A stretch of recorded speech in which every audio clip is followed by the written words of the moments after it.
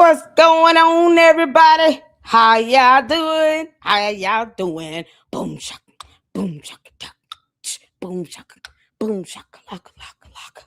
What's happening? Everybody up in here, make some noise. Hit the 4 if you're excited. Make some noise for Jesus. How y'all doing? How y'all doing? Hit the 4 if you excited. Good to see all of you all. I appreciate y'all. Oh, y'all. I had a good day today. I hung out with my baby son. I had to have some mother-son bonding time, you all. You got to break away. Have time with your family and your children.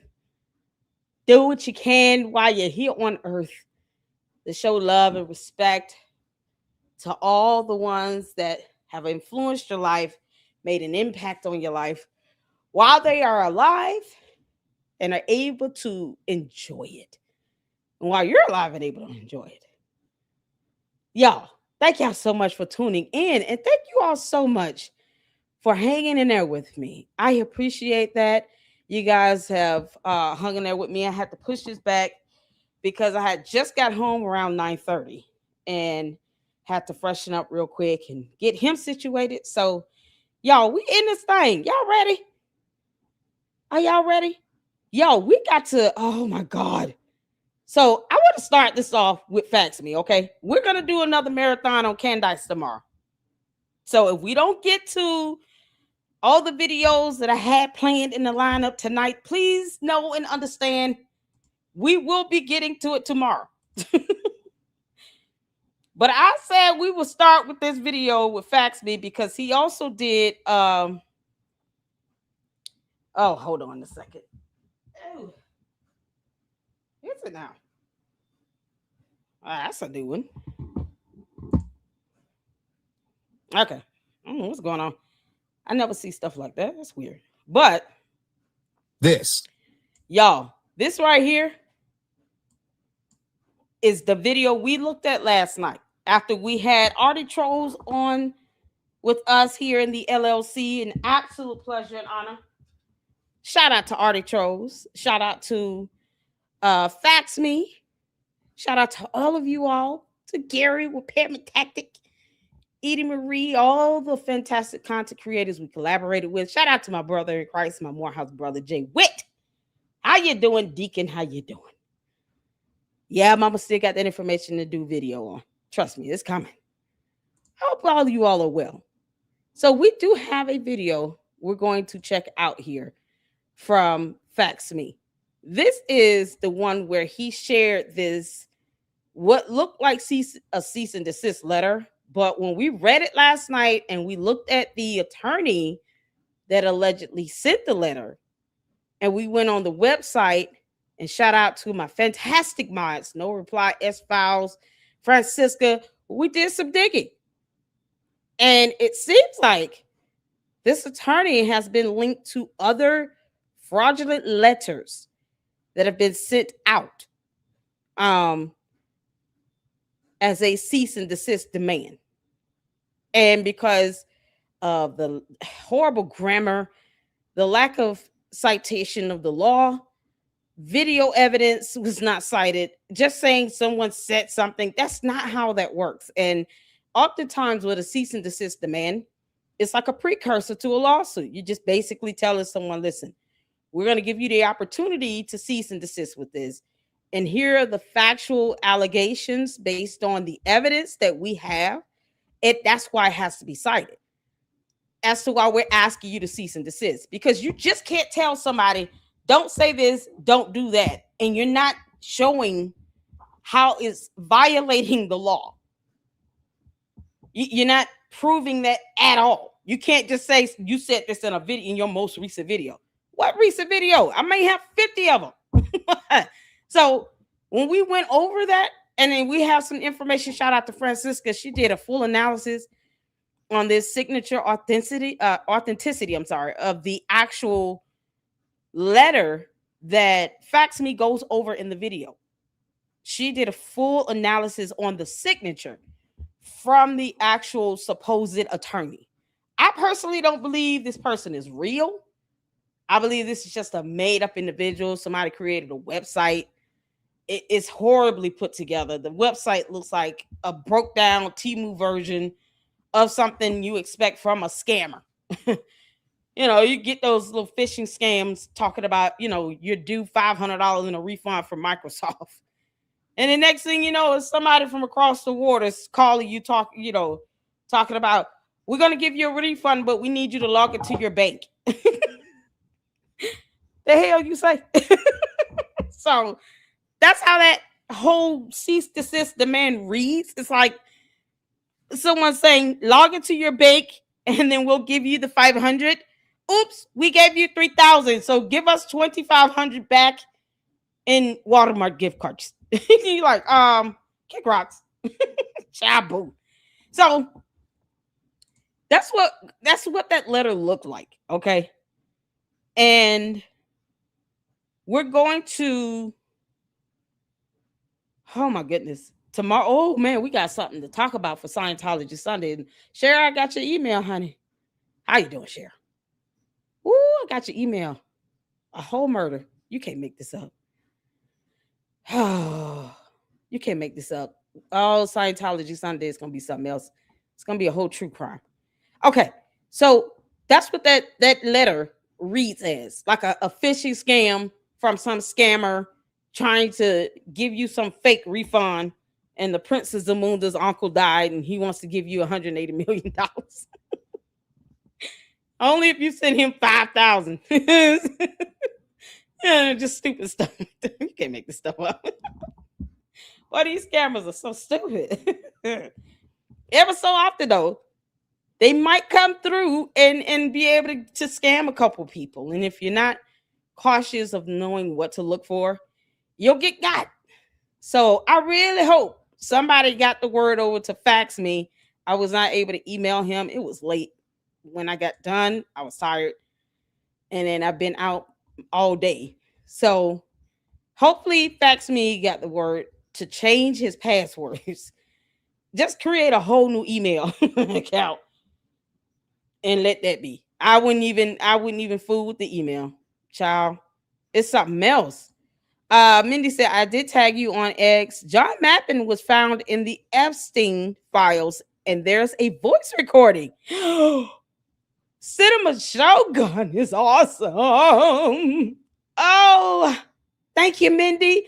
Colleen, what's going on? CC, Juju, S-File. Shout out to the Mars, you all. They always holding it down up in here. Francisca. Am I missing somebody? Switch up in here. Don't stop, Sam's Mama Sage. Mr. B5. Woo, child. Buxy. Y'all with Savs. We got new people up in here. Jacqueline, how you doing, honey? How's it going? You all right, Jacqueline? Cheryl, I got your email. Oh, y'all. Scientology Sunday is going to be something else. Ooh, good grief. Oh, man. Nikki, for freedom, how you doing? Everybody up in here. Everybody. JP up in here. How you doing? Six Gun. Okay. Oh, we got some. Listen, ex-samurai. I hope you all are doing well. So we're going to do this video, you all. I know it's already late. We're going to have a marathon tomorrow. Don't worry. After Scientology Sunday, because we have to talk about this case with Aaron, Ron. And Cheryl sent me an email that somebody was unalive. What the heck is going on? Somebody was unalived in front of the Scientology Center in LA.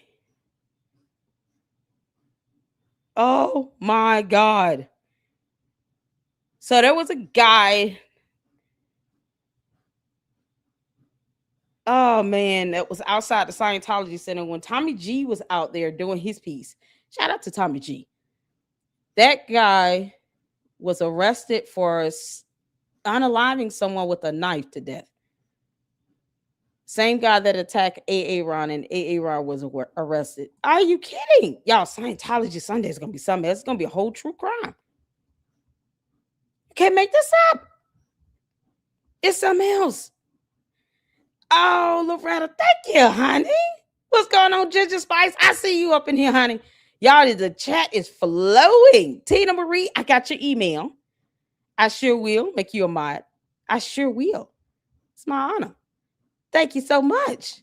I sent an email about Candace and her role in Gamergate. Oh, Lord. Oh, my goodness. How you doing, Tamara? How you doing? Am I saying that right? Is it Tamara? Tamara? Let me know, honey, if I'm butchering it. I don't like to mess up people's names if I don't have to. Oh, my goodness. Y'all, you can't make this up. Okay, y'all, we're going to get started on this. We're going to get started. We got to get going. I'm already behind. So let's get going on this. Let's get some music going. Shout out to Fax Me for posting this up and I guess giving us all a heads up. Candace, you're losing your damn mind. No one cares. Is she in Russia yet? When is she leaving? When is her flight taking off? Anybody know? God. Candace, you don't have to come back. That's, at the end of the day, we don't care. You want to go over there. Being a traitor to the United States of America, don't come back. I don't see why you want to come back. And then have to explain why you chose to go over there and you're not smart enough to handle yourself around a bunch of people trained to get intel by any means necessary. You have no idea what you're up against. You're not that smart, Candace. And if you take your kids over there to try to use them as bait, hoping that they'll let you go without trying to at least question you a little bit, they'll use your kids against you and they won't lose any sleep at night. So leave the kids here. Why would you take them? That's selfish. Candace, you're the worst. I just, you're the worst. You are the worst, you dumb demon alien. You're the worst. I, as a mother, our job is to nurture and protect our kids. If for nothing else, we are the ones that's supposed to make the decisions at the end of the day that serves their best interests, not our own. She has 4 kids, and Candace, I heard there's a rumor you might be pregnant. So you finna slide another little Georgie out here? For what? You can't even keep them out of harm's way and keep them from going to Russia. Why would you want to have more kids when you take the 4 kids that you already have and put them in harm's way intentionally and deliberately? What needs to happen is when her ass lands back here in the U.S., if she does return, which I hope she doesn't. I hope she chooses to just stay there. But as soon as she lands, CPS or DFAX needs to be meeting her at the airport. You put these kids in harm's way and you expect everybody to be okay with that? And then the whole idea of, those are her kids. Yeah, they are her kids. But here's the thing. When we all know that there are warnings saying do not travel to Russia at all, especially if you're a U.S. citizen from the United States of America because they hate our guts collectively, then you certainly don't put 4 small minor children on a plane and take them over there and they're at the mercy of their parents. And you think you're supposed to come back and not be questioned by CPS or DFAX? Child, please. They should be questioning her mental state. Why would you choose to do this again? Miss Alien, you're an alien, right? Oh, it's that yeast infection you are. I'm telling y'all, it's infected her brain. She's got brain rot. Yeast is out of control down there. Got her just, Candace, you've always made dumb decisions. But this decision is reckless to take your kids with you. I don't care if you and George want to go to Russia. But I do care if those kids get put in harm's way and it's beyond their control. They're not choosing to go over there. You're choosing to take them over there in an area where it could easily be affected by a whole war. Some attack or something could happen. Then you're dealing with Russian intel. You have no idea how to handle yourself around those people. Gary, you're an idiot. So when she lands back here again, if she does, she needs to be met by CPS and DFAX. I don't give a damn. Tennessee CPS needs to be questioning her and her mental state. Like, why would you do that? That's the ultimate sign of putting kids in harm's way. Child, you can't make this up. All right, I'm done venting because I'm a whole mama. And I just don't believe in doing dumb shit like that. And that is a dumb decision to make, Candace. So may God protect these babies because they can't help who their dumb parents are. And shield them and cover them, and may they make it out. And Candace, whatever you sow, you shall reap. The end. Can't make this up. All right, y'all, let's get to it. Hit the 4 if you can see in here. Shout out to Fax Me. Let's go.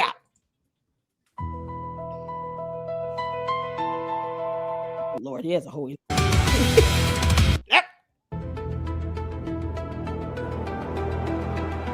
Oh, this is so boss. I love it.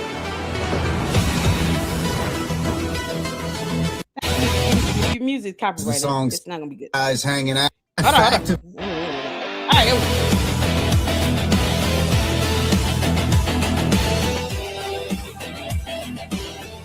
Hey, Angie, I see you out there. Hey, girl, how you doing?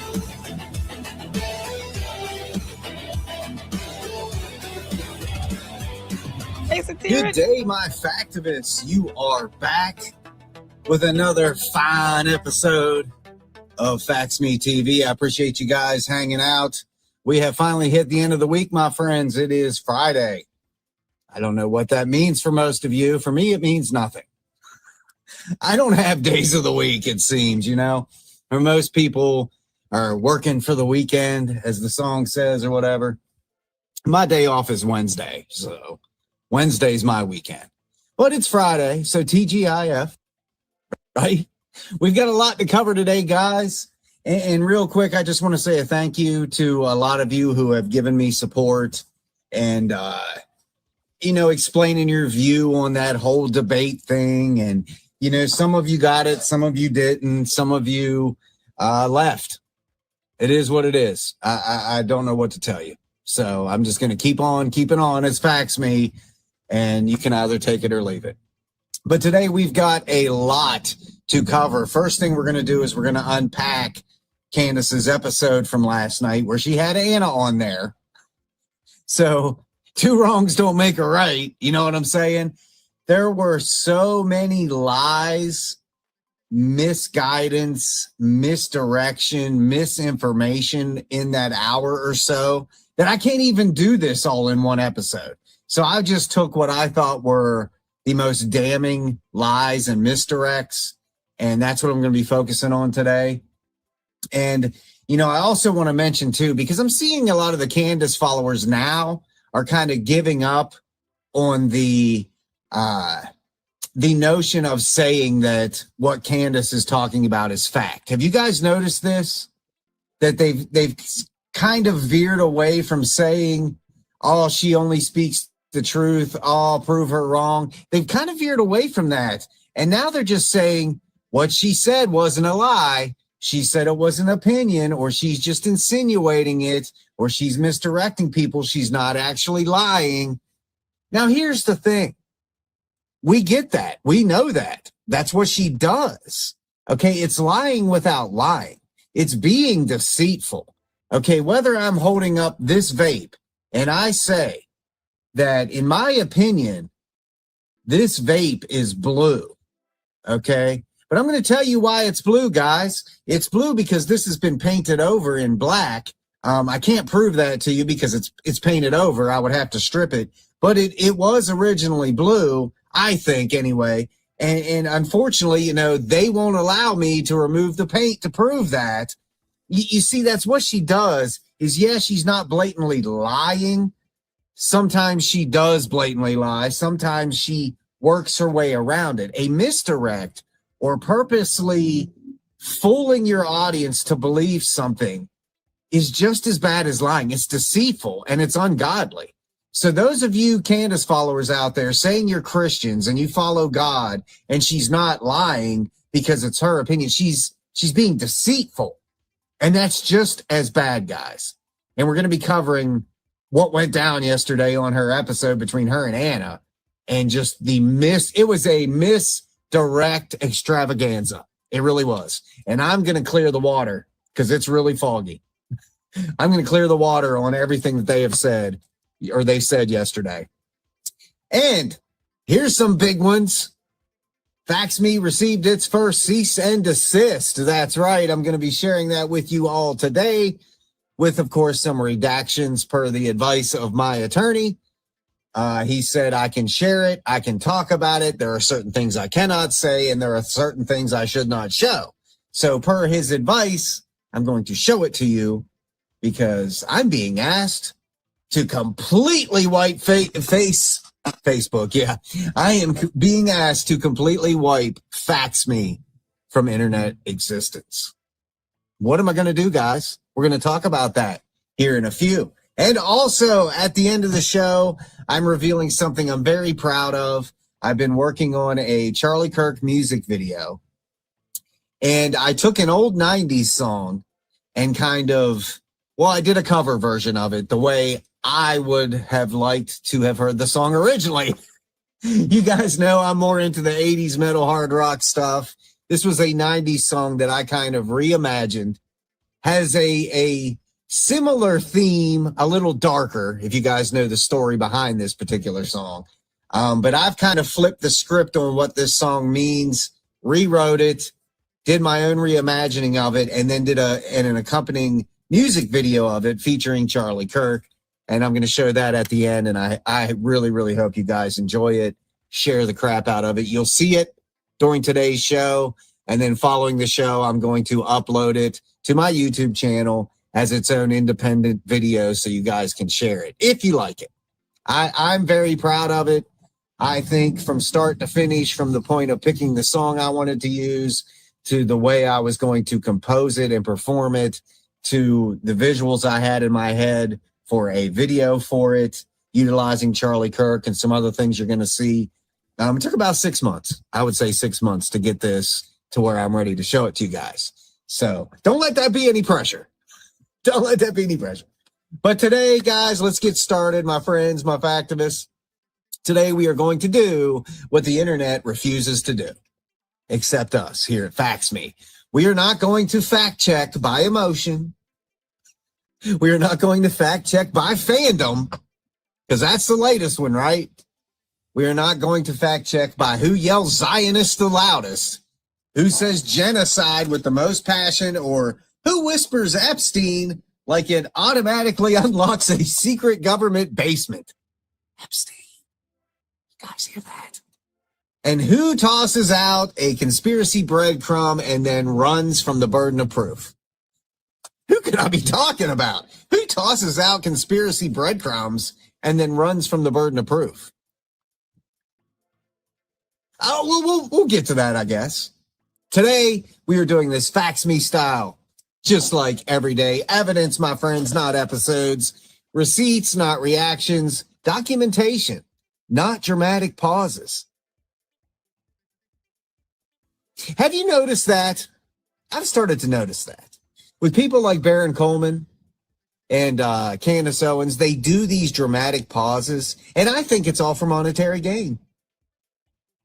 As silly as that sounds, they have very little content, and I've seen people say it about Baron, that he could literally sum up everything he has said across his 2 to 3 hour shows every night through the week. Minimum 2 hours, sometimes 3-4 hours, but he could literally whittle that down to 20 and 30 minutes of actual substance. But he doesn't want to do that because you are paid more for the length of your video. You are paid more for the length of your video because there's more time to show ads, right? You are paid more for the length of your video because that's longer audience retention. So I think these dramatic pauses and let me think on that for a second, or how should I think, because it all adds up. I had ran the numbers on one of Baron Coleman's episodes. It was about 2 hours and 15 minutes. And I ran it through AI and just asked AI how much of this was dead space, like nothing being said. And in that particular episode, it said 35 minutes of that episode, there was silence, just the ambience of the room. Okay. And then it like listed all of the dramatic pauses. It didn't say dramatic. It just said pause, And anyways, long story short, that particular episode that I did that with on Barron, it said there was an hour and 10, that there was 70 minutes worth of actual conversation in a 2 hour and 15-minute video. So that's just another sneaky little thing grifters do. The dramatic pauses, the walking off screen, the repeating themselves, anything to make their content longer and more profitable.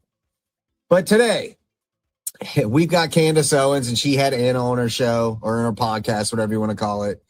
And there are real issues being discussed here, guys, because this is what Candace does. She brings that little fragment of truth because you know it to be true, and then builds off of that with all of her lies. So then you believe the lies. Does that make sense? But, they're talking about Gaza. Gaza is real. Civilian death is real. Foreign lobbying is real. Donor influence is real. Government deception can be real. Any kind of deception can be real. Epstein was real.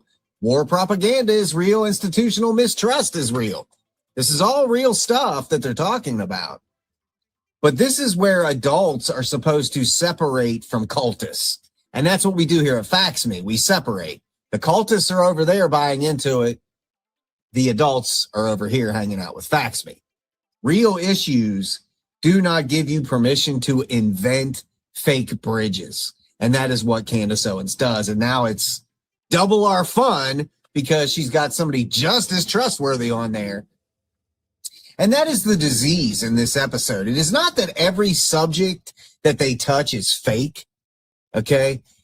It is that they take real subjects, real pain, real distrust, real corruption, real concerns, and then they start gluing them together with their assumptions, their vibes, their private sources. It's always private sources, universal claims, and emotional accusations. That is not investigation, guys. It's like I referred to Candace yesterday. It's conspiracy arts and crafts.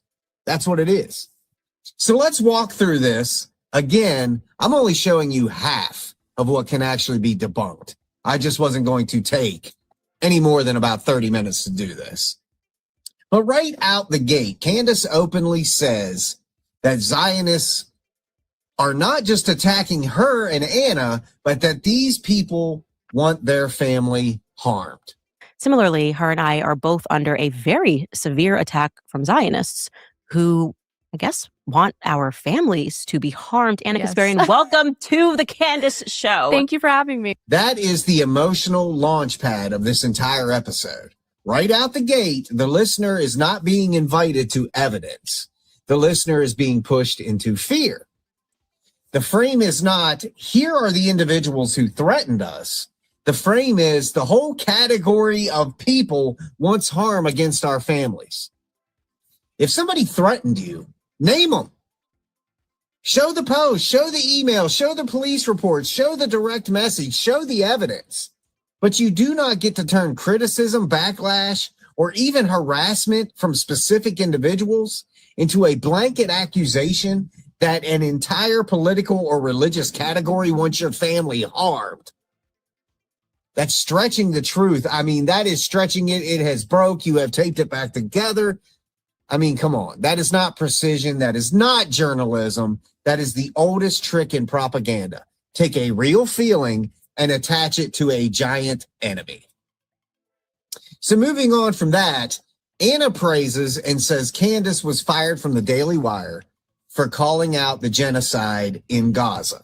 Well, first of all, it started with your firing at the Daily Wire and what you were fired for. Now listen carefully, because this is where precision matters. Candace's exit from the Daily Wire absolutely happened after a very public clash involving Israel. Most of us know this. Anti-Semitic remarks and accusations, and of course, Gaza commentary. That is all true. But the public record does not prove the clean single cause version that she was simply fired because she called out genocide. That's her and the victim mentality, and you trying to get her, or her trying to get you to feel bad for her. Public reporting, actual reporting, describes the relationship ending amid a broader feud and controversy.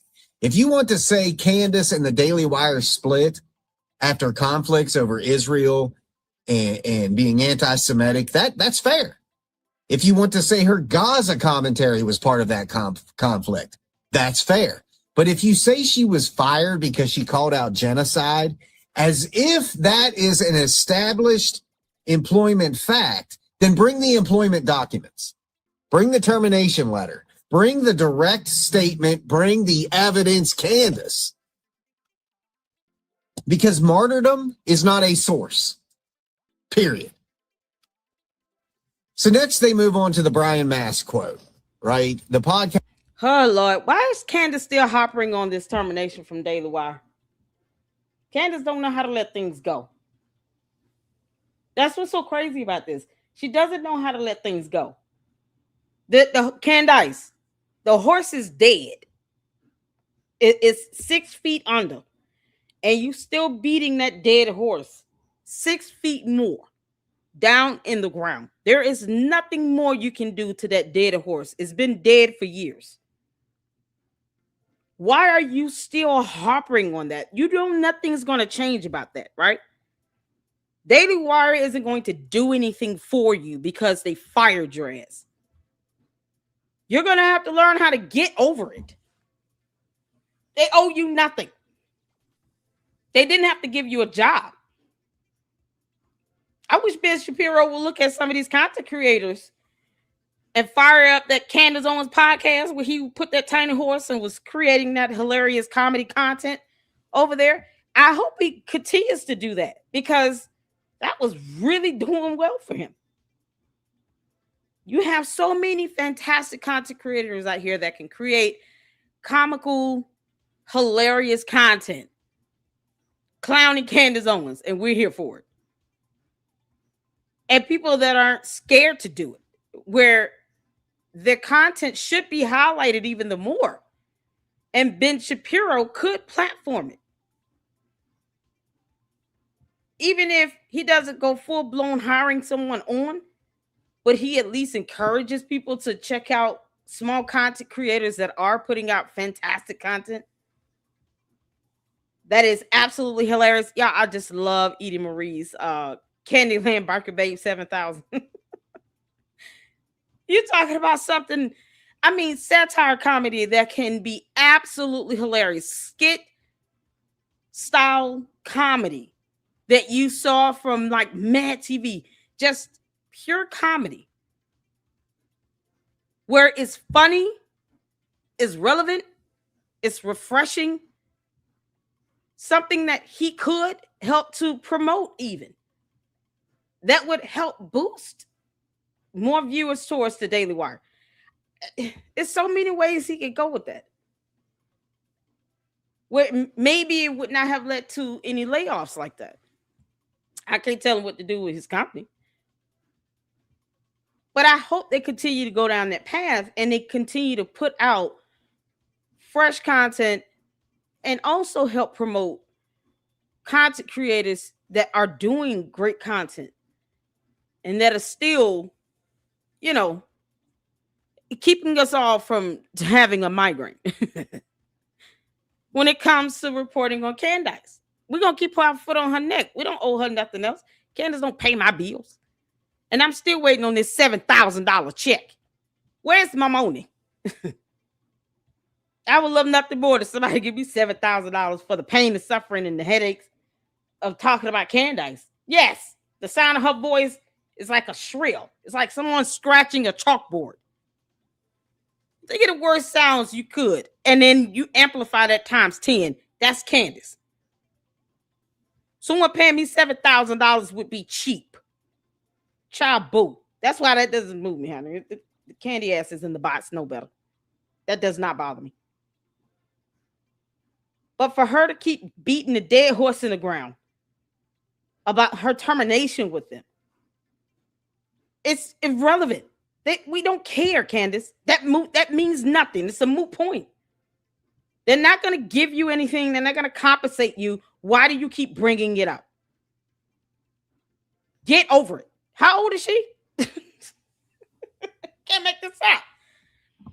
Shout out to you, Shady Lady Katie. Well, gotta go. I just wanted to let Lady Luck to check the group chat. Love you all. Love Lady Luck. Thank you so much for the support. I appreciate it. Thank you all so much for tuning in. I wanted to address this one here. Where is she at? Oh, Lord, I had a comment up. Somebody said I have 53 people watching. Where do you see 53 people? Let me explain something. Because I want to address this person directly. Hold on. I see the name. I want to put up that comment again. He said Candace is the real deal, Holyfield, a real legend. Of what? Alejandra 476. Comment to the chat, girl. I always tell the candy asses they enter my chat at their own peril. Sometimes we have to take time out for those who are new here. Sometimes we do have to take time out to show them a little attention because that's what they want. You said I had 53 people watching. Numbers matter here in the Lady Luck Club, and so do words. Okay. I have 98 people watching, and I bless God for it. Let me explain something to you. Comments like that confirm what I and others are saying about your cult leader, where she only does this for views, likes, clicks, subs, and money. Because you're measuring the number of people watching me versus the number of people that watch her. Why does that matter if you're not doing this for views? See, I understand that might be a very complex question and concept for you. But I bless God for the 98 people that are watching. I would rather have 98 real people that understand that what she's saying and doing is flat out wrong. It goes against scripture because you're attacking a widow. Plus, could be a crime because she's stalking someone. And that's a felony. Then I have 158,000 bots in a premiering of a pre-recorded, pre-scripted video. Do you understand what I'm saying? See, I know that Candace doesn't quote scripture, even though you all walk around talking about Christ is king. So let me help you out. Jesus Christ said in the word of God that you have to learn how to be Lord of a few before I make you ruler of many. In order for me to bless God for the future of this channel growing to 6 million supporters, I have to bless God for the 98. Do you understand? Does that make sense to you all? Hit the phone. You don't know how to appreciate the blessing in what's happening right now. It's Saturday night at 10:48 p.m. Eastern Standard Time. 98 people, 106 people. Look at God. 106 people. And it's going to go up. Could be doing anything else, but they would rather hang out with me here in the Lady Luck Club with the Luxers, with the mods, and with supporters, and the bots, and the candy asses, because I'm awesome. And so is Jesus. But they could be doing anything else. And they choose to hang out with me here. That's a blessing to me. I appreciate the 106 that are watching, while Candace still doesn't appreciate 160,000 that are watching, where 90% of them are bots. The rest are cult leaders. And those like myself, if we have to see or hear anything she says or does, I'm watching it through someone else, or it will be in a cartoon or Muppet version, just so I can at least have a good laugh. Two crackheads had an interview together. It's crazy. So understand, I'm not going to sit here and take any of this for granted. I am absolutely honored and blessed that 100 people are hanging out with me here in the LLC and having this watch party with me, keeping our foot on Candace's neck so she could be the real deal legend, whatever to you. Your God, Lord, Savior, your golden calf. You can idolize and worship her all day and night. I'm sure that's what the bots have been commanded and controlled and programmed to do. We here in the Lady Luck Club do not idolize a mere mortal. I don't want anyone to do that with me. I am humbled by the people that support us here in the LLC. I'm humbled by my mods, the fantastic mods here. I have their back and they have mine. And that's good enough for me. You understand, Alejandra? And if you don't, I don't know what to tell you. Maybe words are hard for you. Because I can clap back now. I'm the Saturday night. I'm trying to keep it biblically aligned. Do you understand? We bless God for the little thing that you might see as a little thing. You see 53 people as a small thing. I see that as an absolute blessing. And one day it'll be 530. One day it'll be 5,300. One day it'll be 53,000. One day it might even be 530,000. But right now we bless God for the 53. So for all those that are sitting here under the sound of my voice, please hit that like button. All 106 of you, hit the like button. Make sure you hype this video up when it's done and let YouTube's dumb algorithm know how much you've enjoyed this watch party. Shout out to all of you all tuning in. I have a lot of comments and emails to catch up on, so you all give me a moment. And I will try to catch up as much as I can. Thank you so much. Alejandro, I hope you've learned something today. You keep confirming us right. Candace does it for the views. I do it because it's the right thing to do, and it must be done. And Candace can kick rocks. Let's get back to it, y'all. Let's get back to it. Cash frames Mast as saying there is no such thing as an innocent Palestinian. They tried to, just as if you're leaving a cult, convince me that I was the crazy person. Right. For saying something so sensible, like, hey, killing kids is wrong. We shouldn't do that. Like saying a statement like Brian Mast did about the Palestinians, there's no such thing as an innocent Palestinian, which is what I was tweeting about in particular. Everyone should just have been like, of course, this is a wrong statement from Brian Mast. Now, to be crystal clear, Brian Mast's actual comments are very disgusting and dehumanizing. Absolutely. I'm not defending Brian Mast. I'm defending being accurate. The reported quote was that it was not a far stretch to say there are very few innocent Palestinian civilians. And he later made another statement saying these are not innocent Palestinian civilians. So the correction here is, yeah, you condemn the real quote, but you don't need to alter it, Candace and Anna. You do not need to inflate it. You do not need to sharpen it into a different sentence, which is what you guys did. If a public official says something vile, use the exact vile thing they said. That is how you win with facts. It's not hard. That's what I don't get with you guys. You could have said exactly what he said and still had the same impact, but you have to lie. Because the second you change the quote, you give the other side an escape hatch. You lied. You misled Candace people. can repeat some. You let them say that's not what I said. And now the conversation is no longer about the dehumanizing statement. It's about whether or not you were accurate. So why'd you lie about it? Something so simple. Something that the truth was actually just as damning as what your lie was. Facts Me doesn't give opponents escape hatches, just to be clear. Okay, now the next clip here, Candace connects three different things. Her Australia visa problem, her YouTube ad issue, and I'm going to say that again, YouTube ad issue, and her Daily Wire exit. Australia banned you after you said that it's a genocide? Yeah, that was the beginning of I was temporarily banned for ads from. Now stop. Candace, when the hell are you going to give out those refunds to all those people that bought those tickets for that event from that so-called tour? That you had an event planner scheduled. And then he ended up declaring bankruptcy because you did not secure the visa before you planned the event. And the man fronted up a lot of the costs for the event.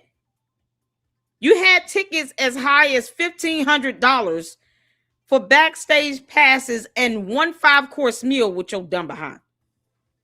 $1,500. That's rent for most people. Most like regular working people. That's definitely rent. And you did not give those people their refunds. And you have no intentions on doing that. And you want to whine and complain about a country not letting you in? See, this is why she's still whining about it.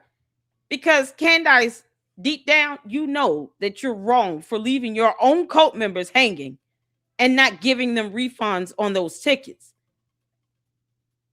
So you thought you were going to bully your way into that country just so you could do the tour and make the money back. But it didn't happen that way because they don't have to let you over there. They don't have to let you into their country. Every country is not going to be friendly to you. And you're going to have to get over it and kick rocks. You're not dictator of earth. No one owes you anything. And, you know, because she appreciates nothing. And her co-members ensure that they have not ever learned how to appreciate the little things in life. Then she wants to sit here and be the victim and whine and cry about it. Girl, if you don't get on somewhere and grow up, Australia does not have to let you in their country. Yeah. Oh, Lord. Australia is a whole continent, actually. Can't make this up. They don't owe you anything, Candace. Kick rocks. They said no. Move on. Many other countries should be telling her no. One day, the UK might tell you no. All because you pissed off George's mother. Candace, how did George get that black eye? When is that going to come up? How did George get this black eye? Yeah, they could be beating each other's ass in that house in front of them 4 kids and we never know it. YouTube because they are organized online and started mass reporting my new channel. I got banned from Australia, got fired from the Daily Wire. They started putting pressure, Bench Bureau in particular, on, you know, this is the Zionist lobby. It's not just in America, it's global. And so I went from being a rock star to suddenly she is Adolf Hitler and deserves nothing in her life. Now the reason what the heck is she talking about? Candace, who stopped you from creating a website, selling your dumb merch, having a YouTube channel, being over there on X, on Instagram, on Facebook, getting 6 million bots? No one stopped you from buying bots to copy and paste and still can't spell your first name correctly. Who's stopping you from that? Tell me, I went from being a rock star. Girl, please. Candace. You weren't a rock anything. You understand? You're a rock in a hard place. That's what you are. You were not a rock star. Girl, bye, Felicia. Yo, no talent, dumb having ass. Still can't read or pronounce words with 2 syllables. Beret and bureau. I can't make this up. She acts as if people owe her something. No one owes you nothing. And yet she walks around talking about, I was raised to believe in hard work. No, you were raised to think that you're supposed to whine and pout and throw a tantrum. You all could clearly tell she's spoiled. She's a brat. And yet she has to lie and say, oh, my mother kicked me out the house at 14. And then her cousin debunks it. I don't know where she got that from. Her mom made sure her 2 sisters were on the up and up. Where she got that from? Funny how her sisters aren't out here, you know, confirming some nonsense like that buffoonery of your mother putting you out at 14 years old and then you had to go live with a boyfriend for 6 months. So is that your way of trying to justify you having sex at 14 years old, Candace? Well, you talk about abortions like you can relate to it. Candace, did you ever have an abortion? Just asking questions. I get the feeling you did. And now you're having multiple children to try to, I guess, make up for that. You feel guilty about it. And then you're going to take those 4 kids to Russia where they have a do not travel advisory, level 4 warning for your safety, for theirs. And you're going to do it anyway. So the gifts that God has given you with these 4 kids, you can't even appreciate that either and keep them safe. You dumb alien. Yeah, okay. And yet, I'm supposed to be concerned about 50 people watching. This girl putting 4 kids in harm's way, though. While she whines and complains about what happened with the Daily Wire years ago, to which we don't care. You shouldn't even care at this point. If you feel you've been blessed, why are you hopping on the past?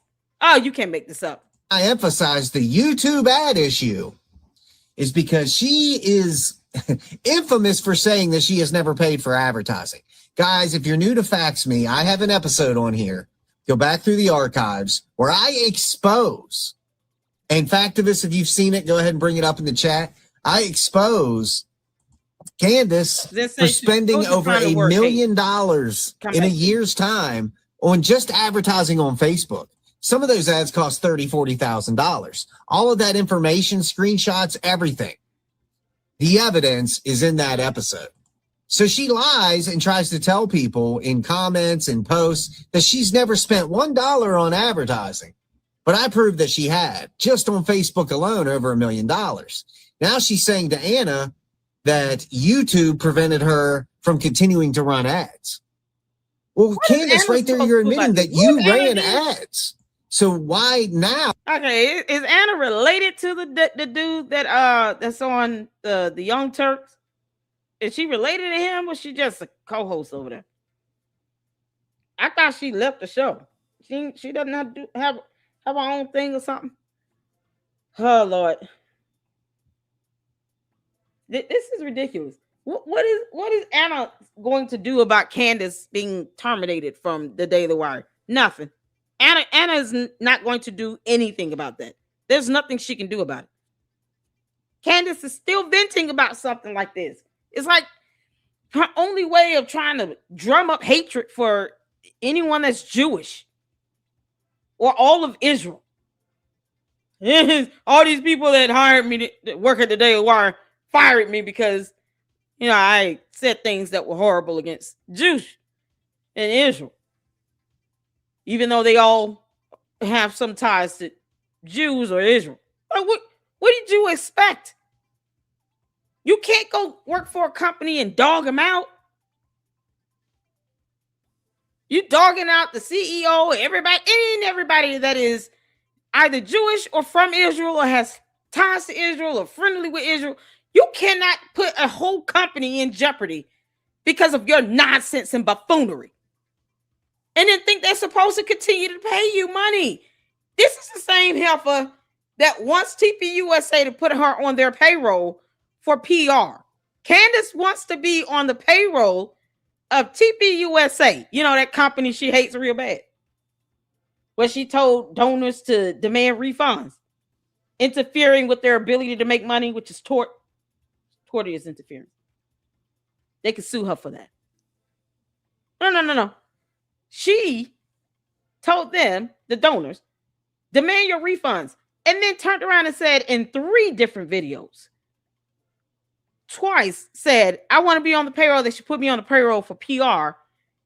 And separately, in a separate video, said they should just pay me a monthly retainer for their PR. Because to her, this is all about public relations and how she looks in the court of public opinion. And then when it comes down to the court of law, her ass won't even go to a hearing. And she's stalling the Macron lawsuit. Candace, have you filed your motion to dismiss in Brian Harper's lawsuit yet? Or what? What are we doing with it? Because see, I don't care about her whining and crying all over the internet. How do you act and respond in a court of law is what really matters the most. Because Candace, a jury of your peers will be determining how many millions of dollars your dumbass will be paying to Brian Harper and to the Macrons. And we are here for that all day, every day. Do you understand me? That man could easily get 20 million out of you. And I hope he does. And then when Erica Kirk and TPUSA drop their lawsuits upon your head, they can get even the more. And all you're worried about is, well, they hate me because I said something about Israel and the Jews. You can't make that defense to a judge and jury in court to explain why you said that donors should just demand refunds and try to interfere with their ability to generate revenue. That's not a feasible defense in the court of law. That judge does not care about your personal views on Israel. I can bet you that $7,000 your candy ass cult members want me to have so bad. The judge and jury will not care about that. It will not be a viable defense. Well, Your Honor, I said that people should demand the refunds because, they don't like me because I said these things about Israel and I believe Israel has something to do with Charlie Kirk's murder, and Benjamin Netanyahu released his letter and it just hurt my feelings. What? None of that would be relevant. Sorry. No, Ms. Owens, we just want to know, why did you tell donors to demand refunds from TPUSA? Well, it's because, I felt like people, they covering up the murder of Charlie Kirk. What evidence do you have on that? Okay, objection, irrelevant. You see how this is going to go, Candace? That's how that's going to go. Because if you don't have any evidence on that, it will not justify it. It will not justify all that tort. Tort. T-O-R-T. Tort. So you'll still be standing in a court of law looking like an idiot. You already sound like one in the court of public opinion. Because you just can't make this stuff up. She really thinks this is all going to fly in court. No, it's not. None of this will mean anything in court, Candace. Go to court, dummy. Oh, are you trying to tell people you don't do that?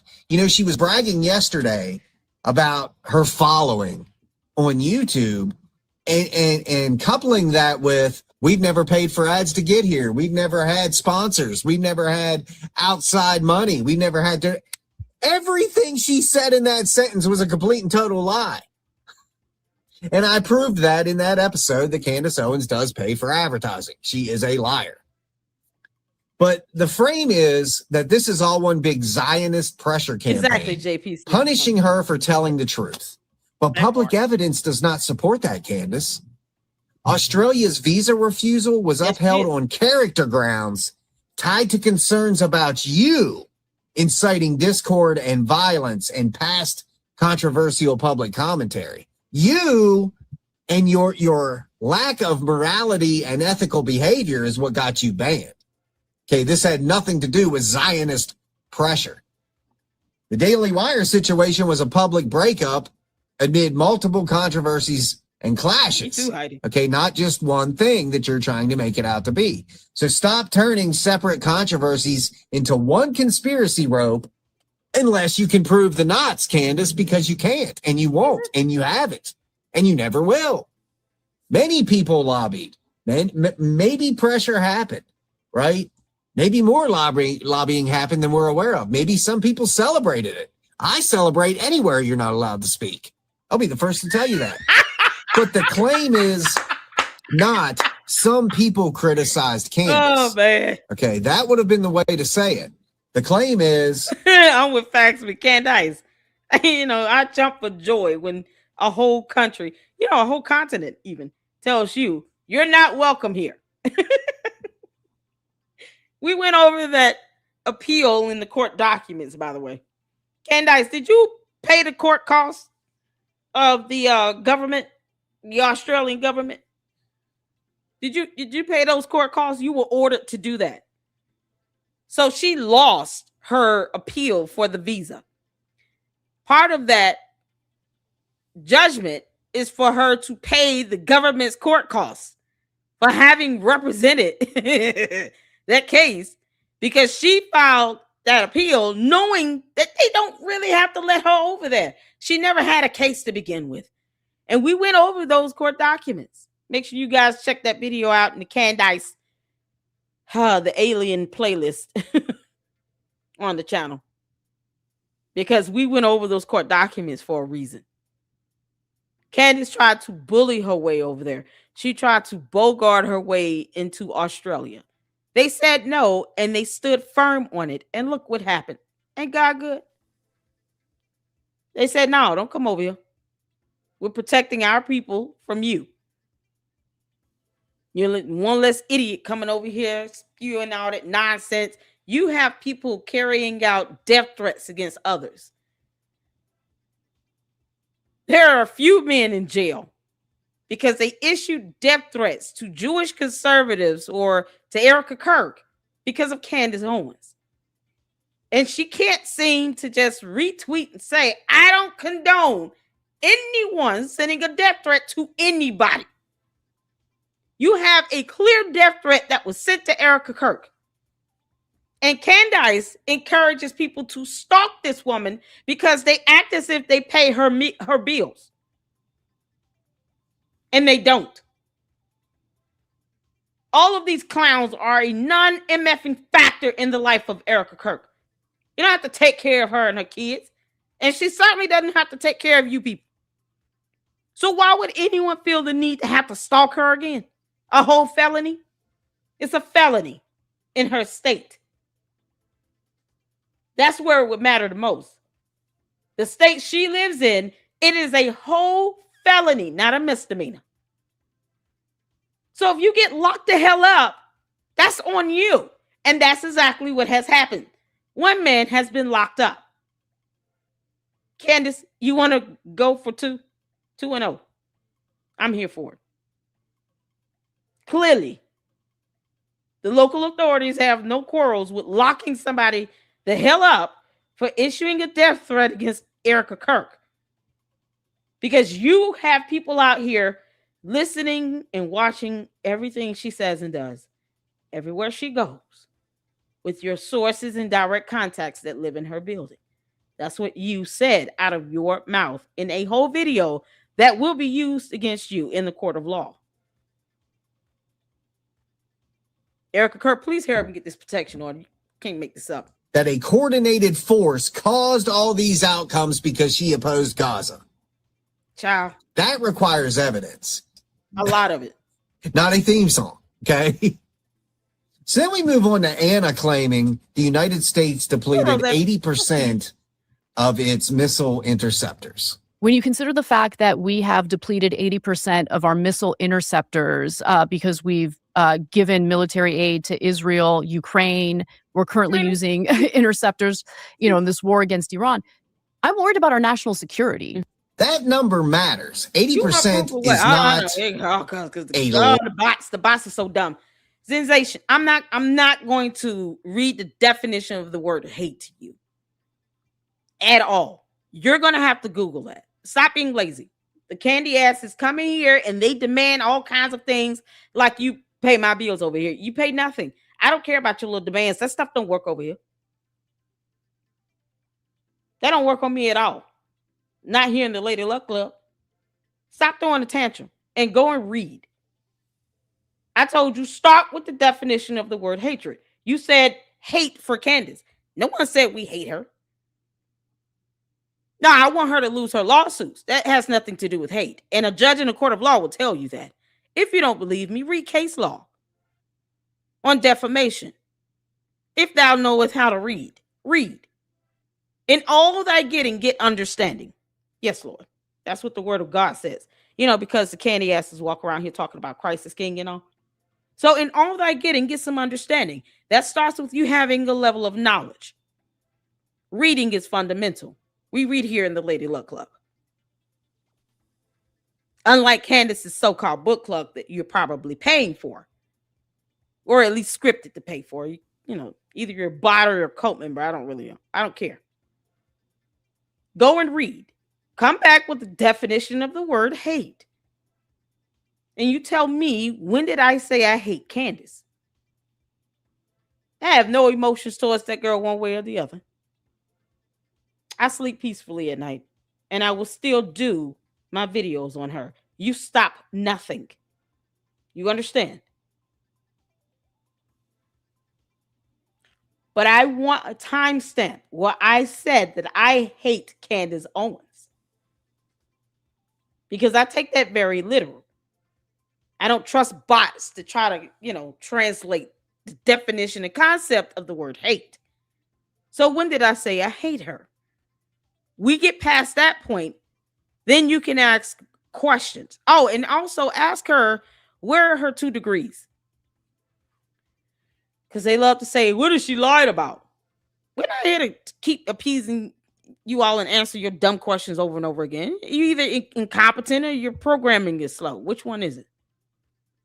Where are Candace's 2 degrees? Tell her to post them up.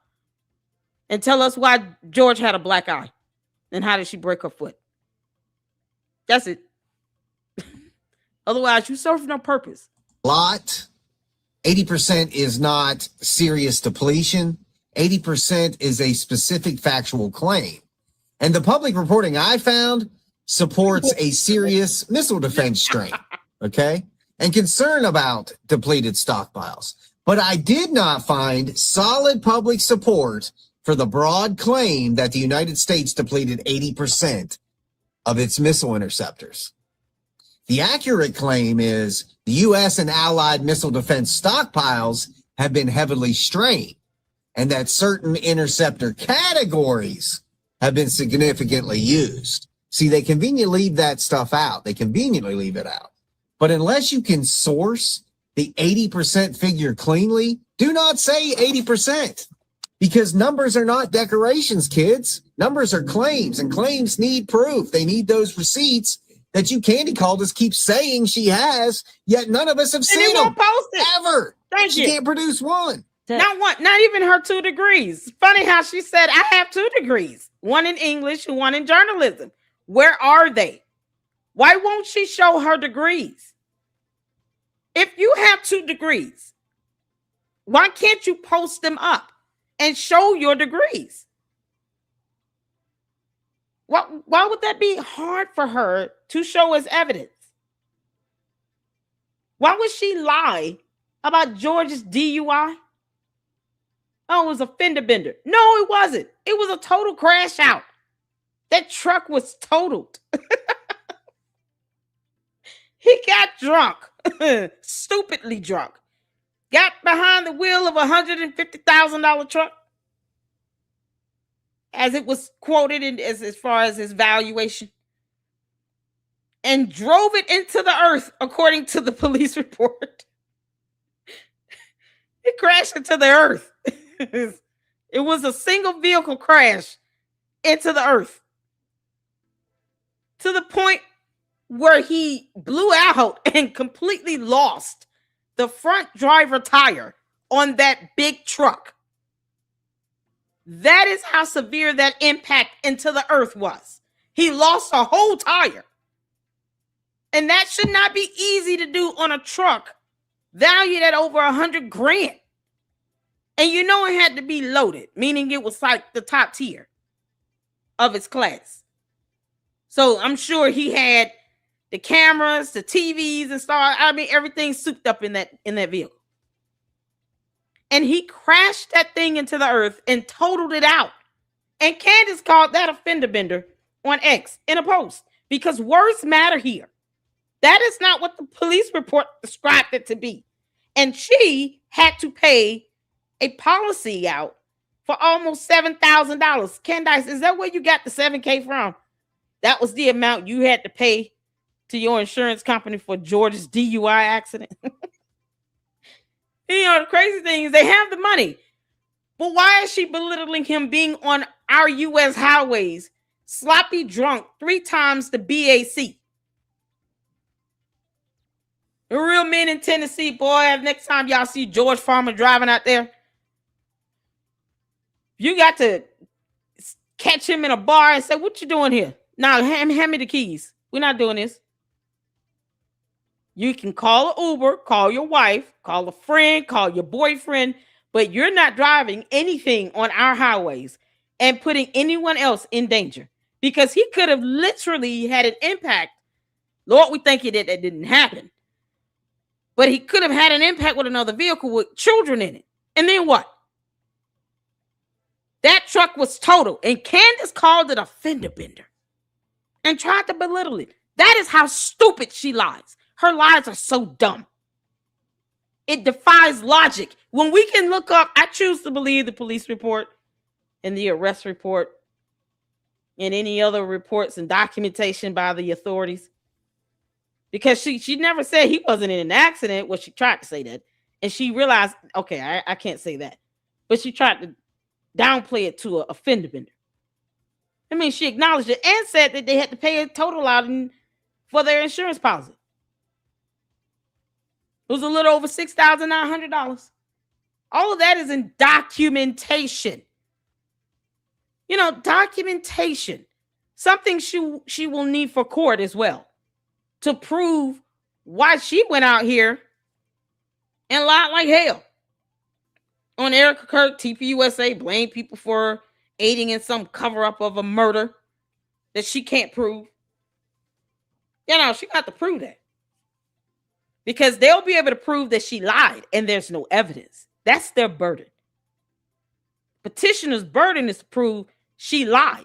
She defamed me by giving verifiably false statements and there's no evidence to support her statements. So if she counters and tries to defend herself, she would have to produce evidence to prove it to be true, not based on her opinion. We don't care about that at all. And because they will be able to prove that she lied and there is an absence of evidence, they will win damages. And Candace will still be stupid. Can't make this up. And we're still going to have the candy asses asking, how did this happen? You know, 3 years from now, they'll still be trying to figure out how did this happen. We thought our Lord and Savior cult leader Candace was going to win this one for sure. Oh, no. Baron Coleman said she was going to win with his clown ass. I dare he say all that he said in his video in front of a judge. Put his dumb ass in front of a judge and say, now repeat everything you said word for word in that video. And watch how fast that judge reprimands him. He couldn't even cite case law. Tell him to kick rocks. So when you now have upward of 75,000 people killed in Gaza. So Anna continues, and she says 75,000 people have been killed in Gaza.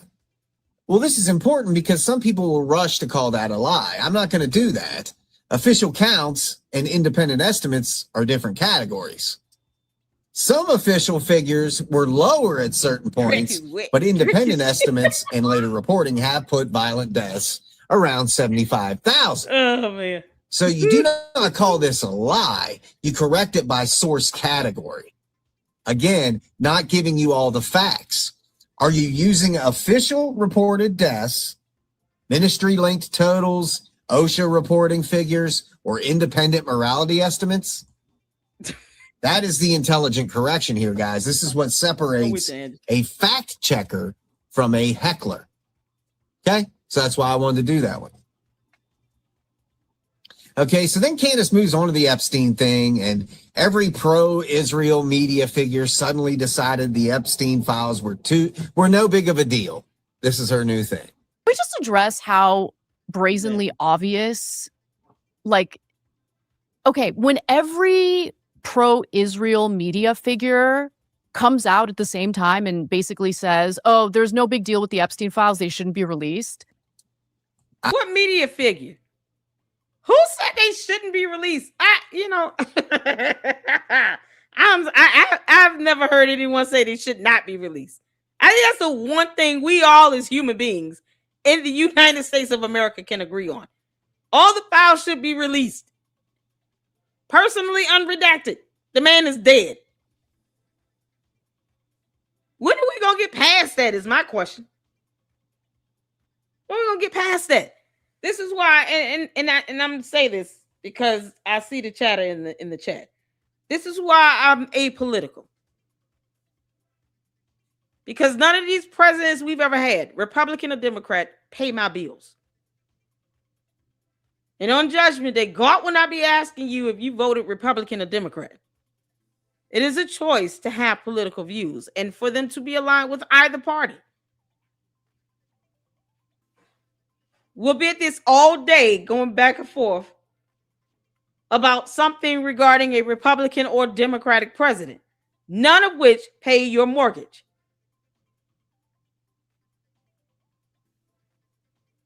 This is why I don't engage in all of that. It's too divisive.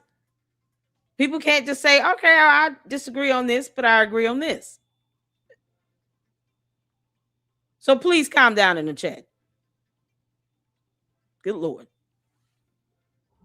We want everybody to be able to focus on the topic at hand here. Stay respectful. Hit the 4 if you understand. If you don't like it, that's fine. There are a lot of channels that talk about politics, but I don't dive into that like that over here. And I can't stand when Candace tries to make the politics of this the focal point when it's not. It's her jealousy and envy and her not getting a life. Candace could talk about anything else. She could read a book and report and research on anything else. She chooses to sit here and have interviews with Andrew Weinstein and Hunter Biden's crackhead ass because he called himself that. Not because he's a Democrat. He called himself a crackhead. How many times in that meeting? Well, that squabble. I got tired of hearing him saying that he's a crackhead. Good Lord. Either you're recovering or you're not. Pick one. It has nothing to do with politics. Certain things just have nothing to do with politics. It's a matter of ethics and morality and us having a soul. Candace is out here doing the nonsense she's doing. She's got whole countries and continents telling her, you can't come over here. Because she puts people's lives in danger. Doesn't matter what side of the aisle is on. It's crazy. I love how she loves to use the word every. Okay. We all see it. We all know it. Every one of us know it. We all think that. She likes to make it like it's the masses. Every pro-Israel media figure suddenly decided the Epstein files were no big deal. That word every is where the claim collapses. Yeah, because I haven't heard anybody say name them. Name them, Candace. Every pro-Israel media figure, every single one, every host, every commentator, every writer, every outlet, and every influencer. Did you name them? No. But you said every. That is not a claim. Yeah, all of them. You're just putting fog out there for your audience so they can't see clearly. If you mean some, her audience don't want to see clearly because most of them are bots. So that's for the seeing part. They're bots. They half the time they barely compute. They can't even look up the definition of the word hate and apply it correctly. What are we talking? I don't give much credibility to her people and her audience. I really don't.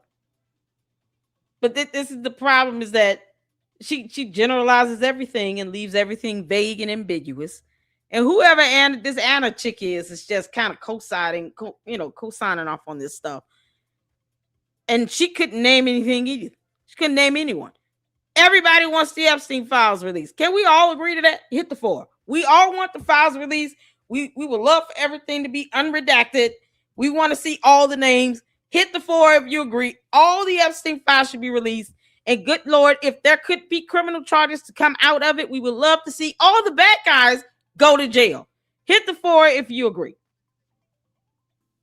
Epstein files released, unredacted, and all bad guys go to jail if there is merit and any credible charge that can be found in those documents. Hit the 4. I think we can all agree.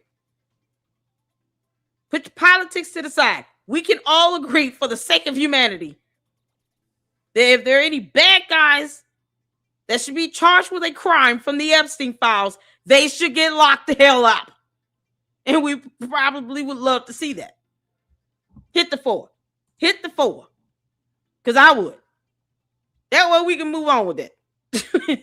Candace makes this an issue like it's no one wants this released but me and all the people who don't like Israel. What are you talking about? Question is, you gotta have some evidence to charge someone with a crime. You wanted Erica Kirk, Candace, you wanted Erica Kirk to go to jail or at least be questioned by the police. And you can't even come up with a chargeable offense. Your dumbass conspiracy of her having aided in some cover-up is defamatory. But you can't prove it for it to be criminal. That's the issue here. And yet, you wanted an innocent American citizen to be jailed, no less interrogated. Off to jail for Erica, at very least interrogated and questioned. Now, they need to interrogate and question your dumb behind for saying that you have eyes and ears everywhere. We're always watching and listening, and I have direct sources and contacts that, obviously that live in her building. Yeah, because they're reporting every time she goes out and empties the trash. What are you doing? You don't think that felony is worthy of an investigation? And you're doing it across state lines, Candace. Guess what that is? That's interstate. That would fall under the jurisdiction of the FBI, you clown. Candace should have already been reported to the feds for that.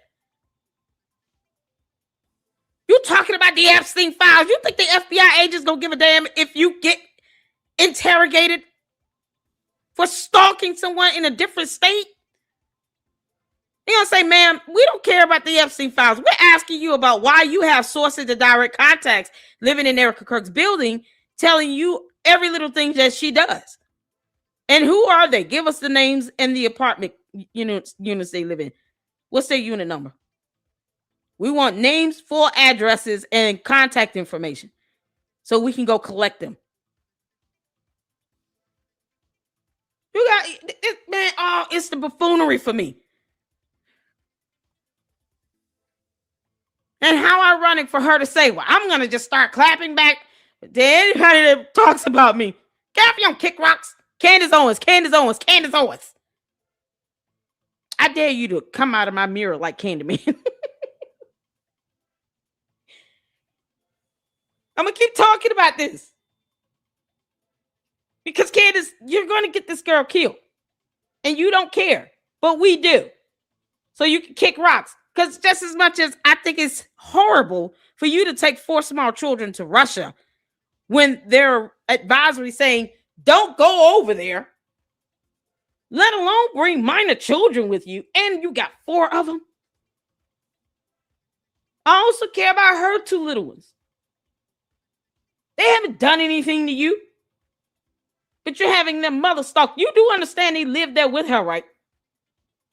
But you got these idiots on PBD podcast. What was the dude named? The one that was the Count Dracula. That we did the photos of him eating coleslaw. Talking about she hasn't been home. He said that with a blessed assurance. He didn't ask. He didn't pose that as a question.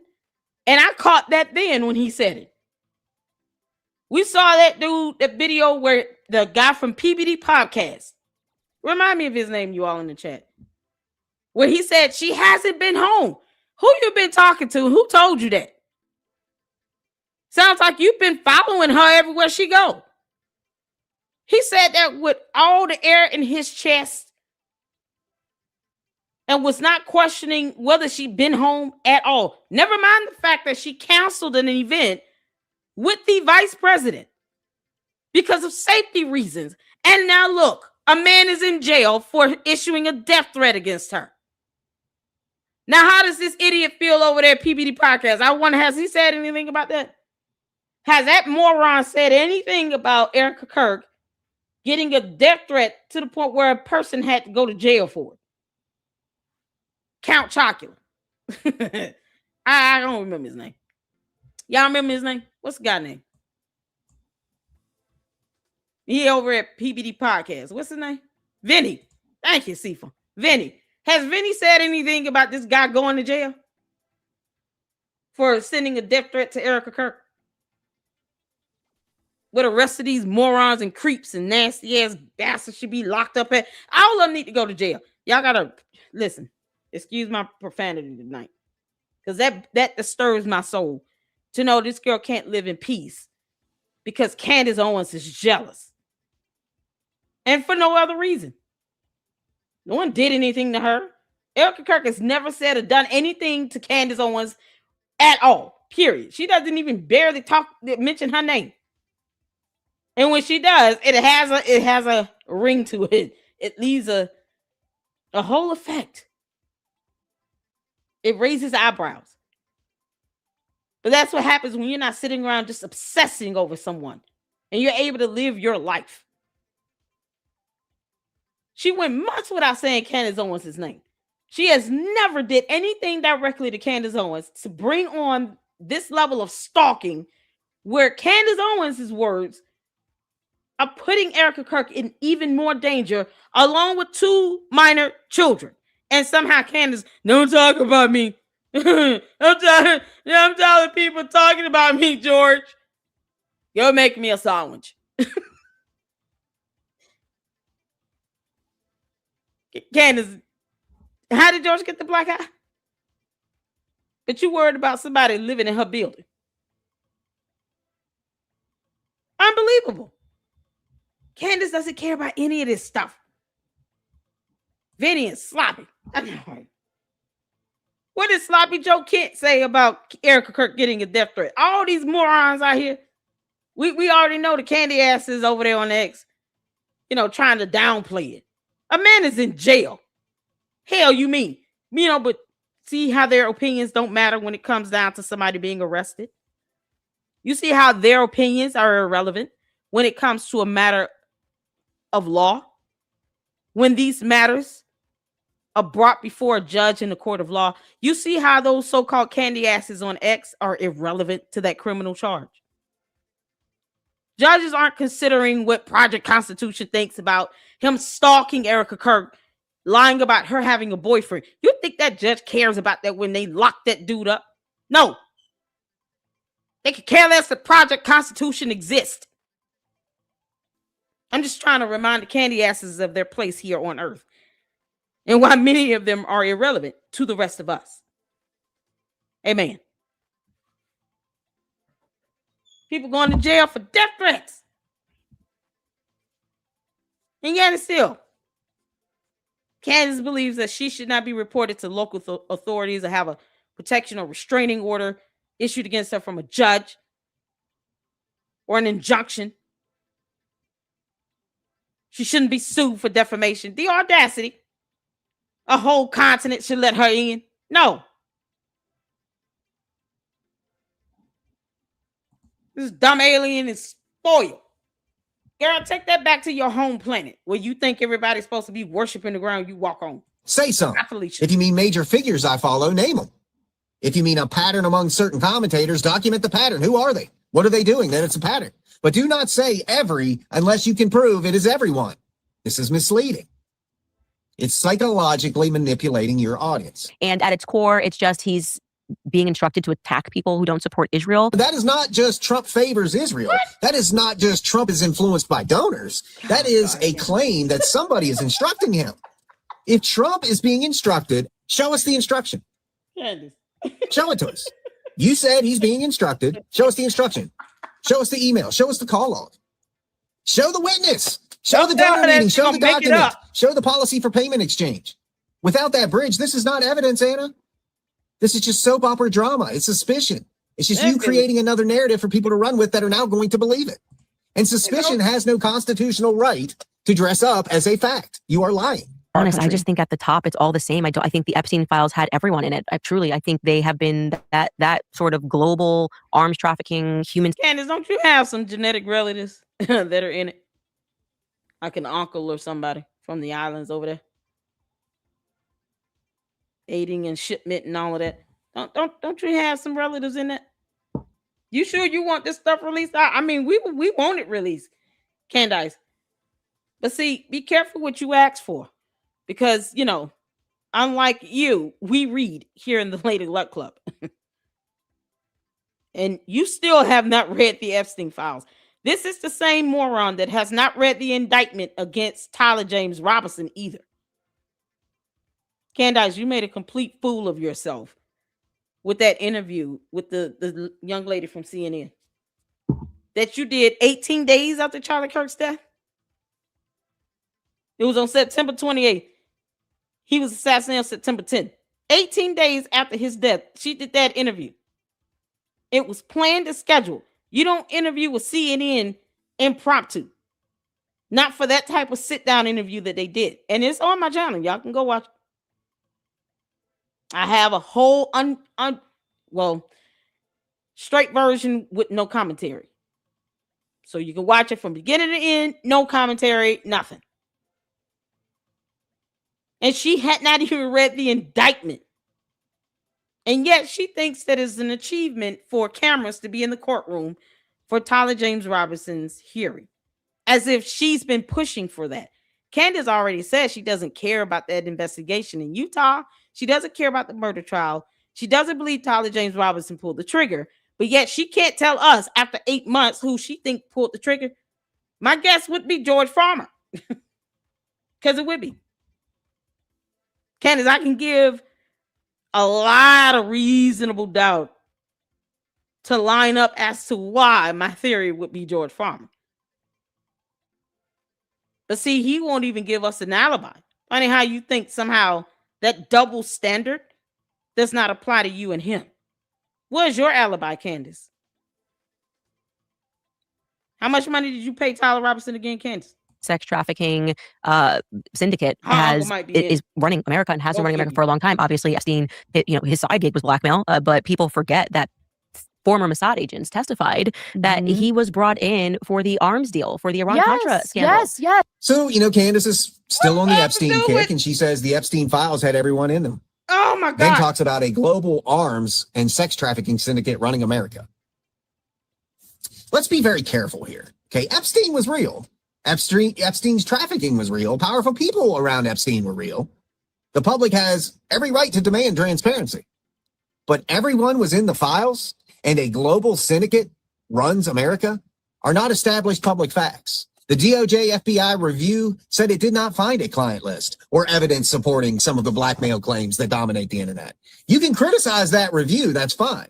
You can say you don't trust it, but you cannot replace it with an unsourced super conspiracy and call that proof. Epstein truth requires evidence, guys, not fan fiction.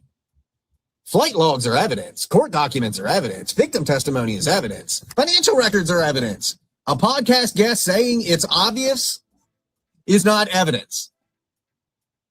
Candace is like one of the few words Candace knows and can pronounce correctly. Candace, how do you pronounce the word BERET? Hurry up, make it quick. 5 letters, 2 syllables. And she butchers that word almost 98% every time she says it. 98% of the time. Yeah. Milk Bar TV did a great job creating video of all the words she has butchered in the English language. And she wants people to believe that she has a degree in English that she refuses to show. The candy asses will not ask her, can you just post your 2 degrees? Dear Lord God in heaven, Lady Luck Club is driving us nuts about it. She's going to keep clowning you on it until kingdom come, until you show those 2 degrees. This girl has emailed University of Rhode Island. She is demanding evidence that you even attended the school. Photos, videos, testimony from classmates, dorm mates, roommates, teachers, staff, video camera footage. Don't care. House party that went right or wrong. Whatever. Anything to show proof that you actually attended the school, attended class, and I want to see your transcript because you had to be failing and flunking most of your classes. Candace, what's 3 times 4? You ran Blexit in the ground, you dumb heifer. So math is not your strongest suit. You've butchered 5-letter, 2-syllable words like beret. Bureau. So English is not your strong suit. You don't believe in dinosaurs, nor do you know the melting or freezing point of water. So science isn't your strong suit. You have no idea how laws work. The 3 branches of government. Definition of the word hate or defamation or libel, slander. malicious intent, murder. So history is not your strong suit either. So that's 4 good subjects where it is obvious you failed like hell. I wonder what type of student she was in high school. She had to be more like a B or C student. She claimed she was homeschooled for 6 months because some kids sent some racial text messages, to which we haven't even seen. When you gonna release those text messages, Candace? You want the Epstein files to be released. So do I. We all want it. Everybody in the chat hit the 4 already. We've already come to an agreement. We want everything released, unredacted, and all the bad guys to be locked up. Now, when are you going to release those text messages you claim were sent to you as a racial attack from some kids in high school? That led to you getting a settlement from the Board of Education for over $30,000. Where are the text messages? Why is there no record of any of this information? Wouldn't you think she would post that up along with her degrees? Like, she lies about everything to the point where no one even challenges her on simple evidence to provide. Simple. No one told her to lie that she earned 2 degrees, but she did in 2 separate videos. Because she got mad at Piers Morgan, says she's not an investigator. She's also not smart, and she's an alien. So, you know, that's that.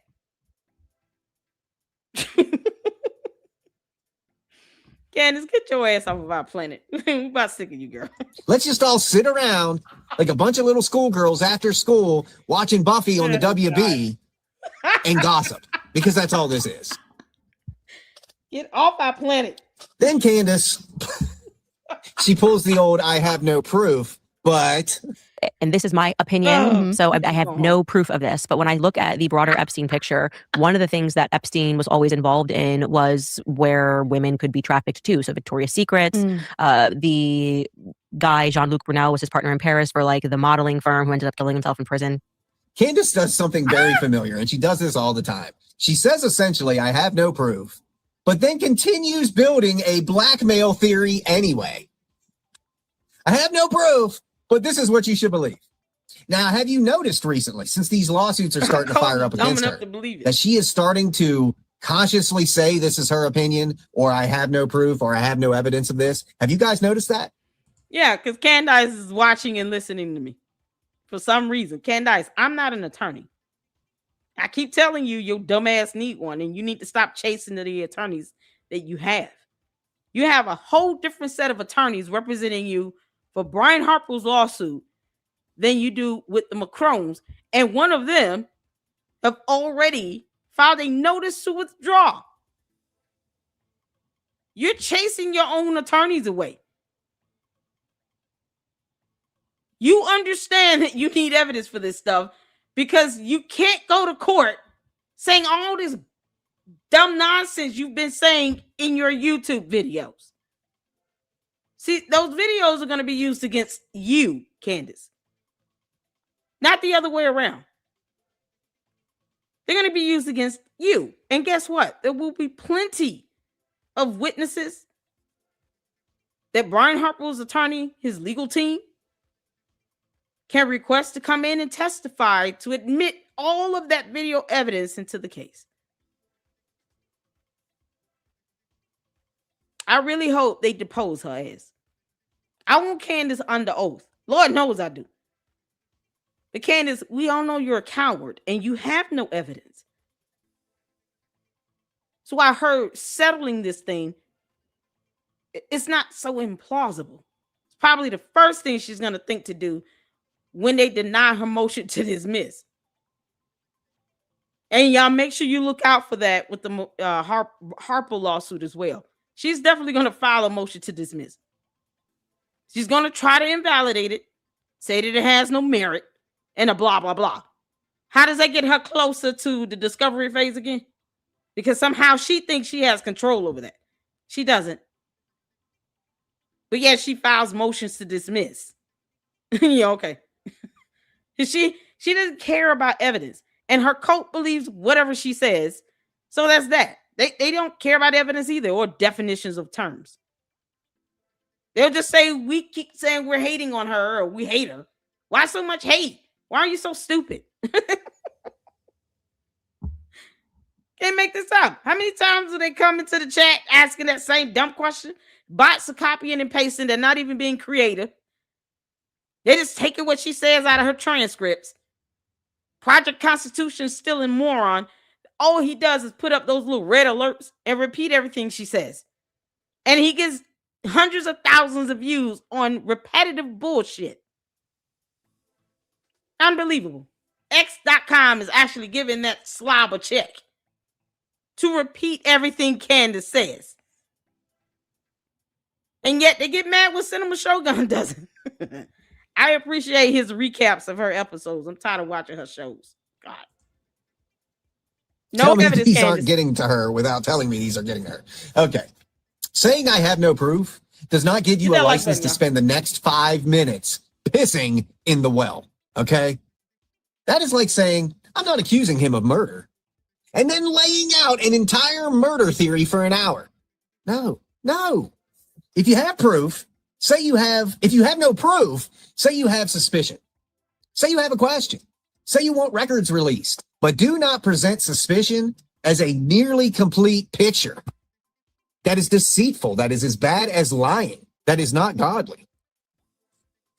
Then we've got Candace saying Miriam outright purchased the White House. That is the most ridiculous thing I've ever heard. Do I think Trump is his own man? Obviously not. Miriam Adelson did a deal with him, she outright purchased the White House. I mean, he said it himself. Mhm. I mean, that's the thing that I guess I appreciate about Trump, if you want to put it that way. I mean, I don't know if it's due to lack of sophistication or if it's just that he can't help himself, but he just says it. Now, there is legitimate discussion to have about major donor influence. Miriam is a major donor.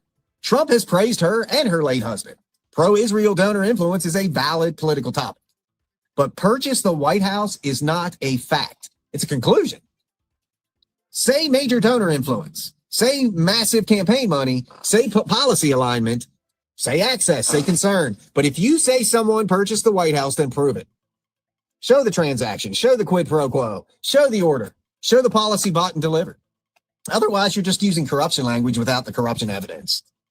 And here at Facts Me and my Factivists, we all see it. Then she goes on to Kash Patel, man. Candace says Kash Patel clearly has a drinking problem. Crazy.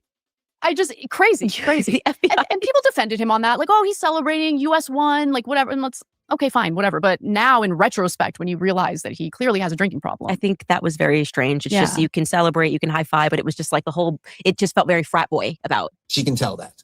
She can tell that. This is one of the nastier moments because it's not policy criticism. It's a personal health accusation.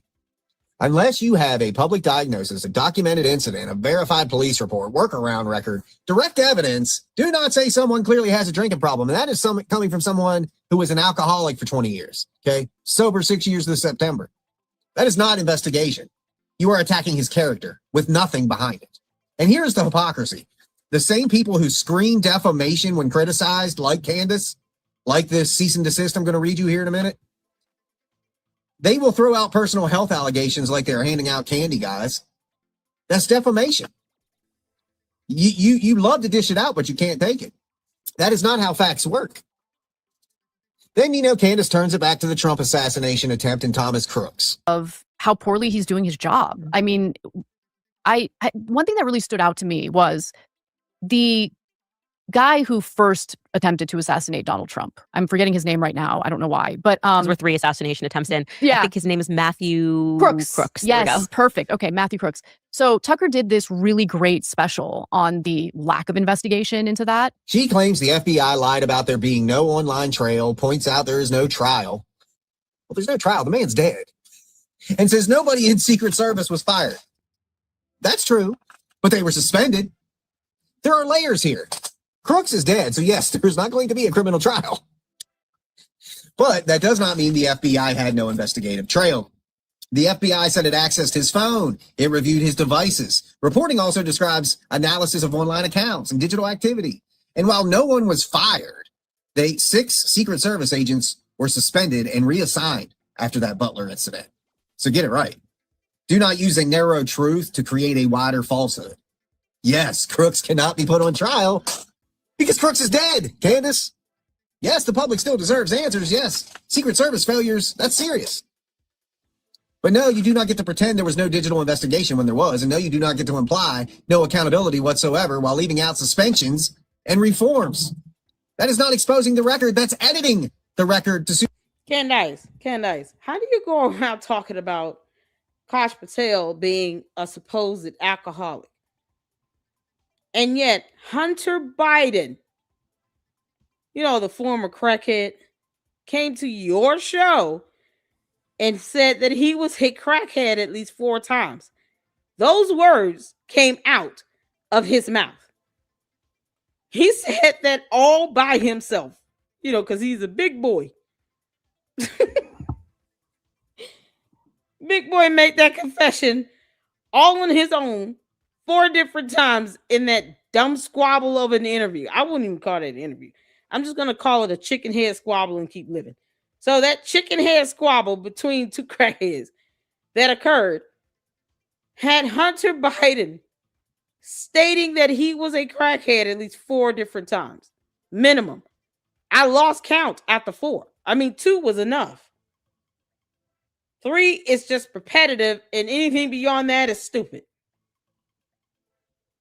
Either you are recovering and delivered from this, or you're not.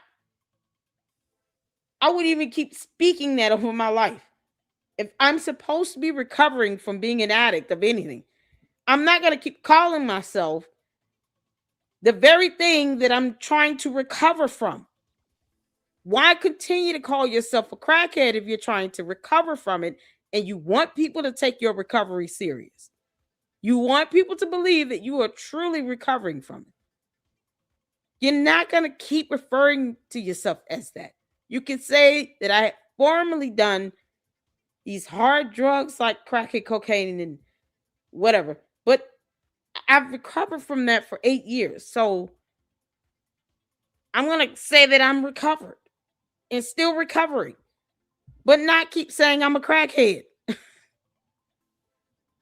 But yet they want to sit here and talk about, Kash Patel may have had an alcohol problem. Hell, you didn't even have to ask if Hunter Biden had a crackhead problem. He actually said he did. If Kash Patel doesn't want to speak on what he used to do, then leave him alone. You don't have to like him. But when it comes to something like that, leave him alone. You're not paying for his rehab or treatment. If he is a recovering alcoholic, he's not the only one on earth. Just like Fax Me just said here. Fax Me is like, listen, I was a recovering alcoholic. I recovered from it. So Kash Patel wouldn't be the only person on earth. Neither would Hunter Biden be the only person that recovered crack. But he had no quarrel saying he actually was a crackhead or still is, because he barely used that in past tense. Kept saying he's a crackhead. And you didn't seem to stop him from saying that repetitively on your show. Repeatedly kept saying that. Now, one time did she say, Hunter, stop saying that. Because if you're recovered, then say you're recovering. That's it. Don't keep calling yourself that. You want people to take this serious. Now, that logic goes over Candace's big thunk head that's filled with hot air and no brain. Candace, when did you sell your soul and brain to Lucifer as a 2-for-1 chicken special? future agenda, Candace.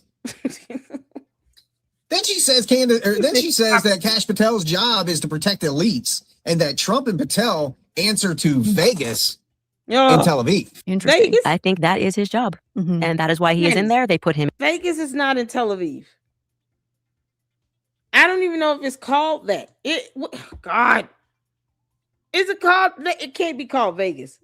No way they named a casino in Tel Aviv, Vegas. That's already taken. The United States of America has claimed that already. Why is she calling it Vegas? Just say it's a casino in Tel Aviv. That's how stupid she is. She can't even use words right. in there and they tell him what to do, and it is to look the other way and to come up with excuses. God. I think he is executing his job perfectly. Well, he hasn't been fired yet, Yeah, so his job is being executed perfectly. His job is to protect the elites, and shame on us for thinking that his job is to make sure justice is served. This is not a fact claim backed by. But yeah, she couldn't file an actual formal complaint to the FBI when she alleged that there was an assassination attempt on her life because she's a spoiled brat that wants all the attention, whether it be positive or negative. This dumb alien crash landed on our planet and somehow demands that we all become one of her cult members and wants us to worship the ground she walks on. Hell no. And you sit here and say, the stupidity of her. If you all really listen to what she's saying, the words she uses, her speech pattern, terminology, and phrasing, it's like that of a, 5-year-old kid still trying to figure out the difference between the letter N and the number 9. Evidence in this episode. That is a slogan. And slogans do not subpoena well, Candace. If the claim is that the FBI director is taking orders from donors or a foreign government, bring the proof, bring the message, bring the money trail, bring the instruction, bring the witness, bring the document. You are Candace, where's my $7,000?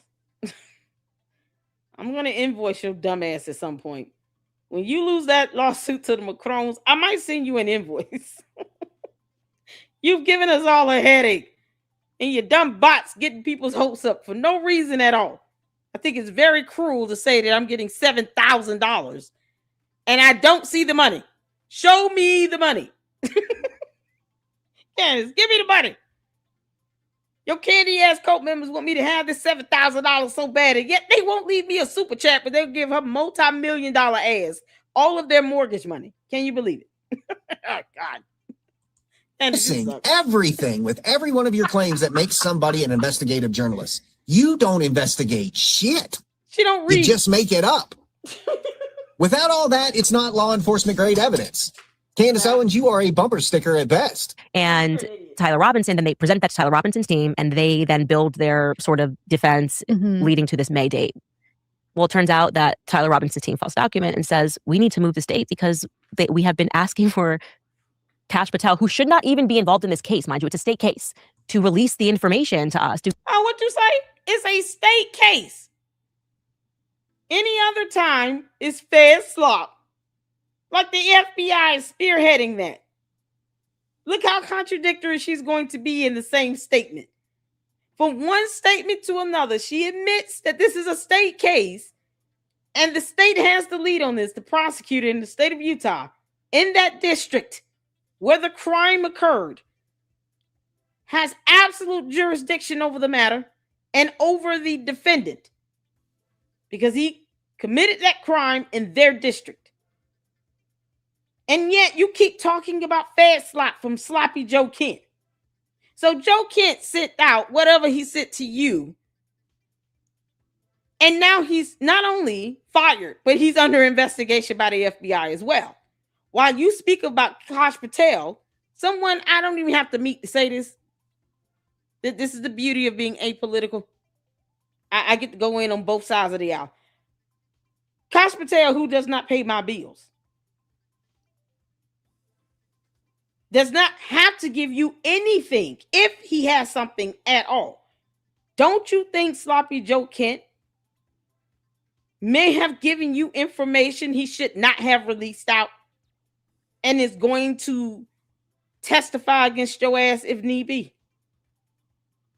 Candace, don't you think sloppy Joe Kent would gladly testify against you because he is under FBI investigation and the last thing he wants to face is an indictment from a grand jury on federal criminal charges concerning anything related to giving your dumbass information and vetting Mitch Snow according to Mitch Snow? Because we're talking about the same sloppy Joe Kent that worked for the feds that Mitch Snow said you trusted and vetted his dumb ass.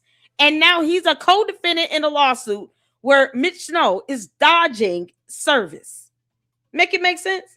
Y'all keeping up with me so far? Hit the floor if you're picking up what I'm putting down. This whole time, Candace has been giving her cult member Sloppy Joe Kent fed slop. And actually, and I believe Miss Snow on that. He was vetted by Sloppy Joe Kent. You know, Candace trusts him and all. Oh, okay, cool. I don't care if I don't believe nothing else he says. I do believe that. The irony of Sloppy Joe Kent being under FBI investigation for releasing information his dumbass had no right to release is so ironic, Candace. But see, here's where the truth will be revealed. When he flips on you. When Sloppy Joe Kent throws you under the bus to spare his liberty and freedom, Candace, he's going to throw you under the bus. Just like Mitch Snow. They're going to throw you under the bus. That bus is going to roll over on you, go in reverse, go backwards and back forward again. And Sloppy Joe Kent and Mitch Snow will make sure that bus runs you over. Mitch Snow can't afford a federal lawsuit. Can't even afford an attorney. He's dodging service. He doesn't even want to accept service. And he's been violent when the process server tried to serve him. Talked all that big shit and threw up his chest. Put all that hot air in his chest. You pumped his head up to believe that he was God sent. You want to say that again for the court? Say it for the record. Candace said that Mitch Snow was God sent. Y'all remember that? Hit the floor. Hit the floor. You remember Candace saying, Mitch Snow, this guy is so God sent. After you all hear this person, the United States Armed Forces, the Army, will definitely have to admit that they aided in all of this. And the U.S. Army should be suing Candace Owens.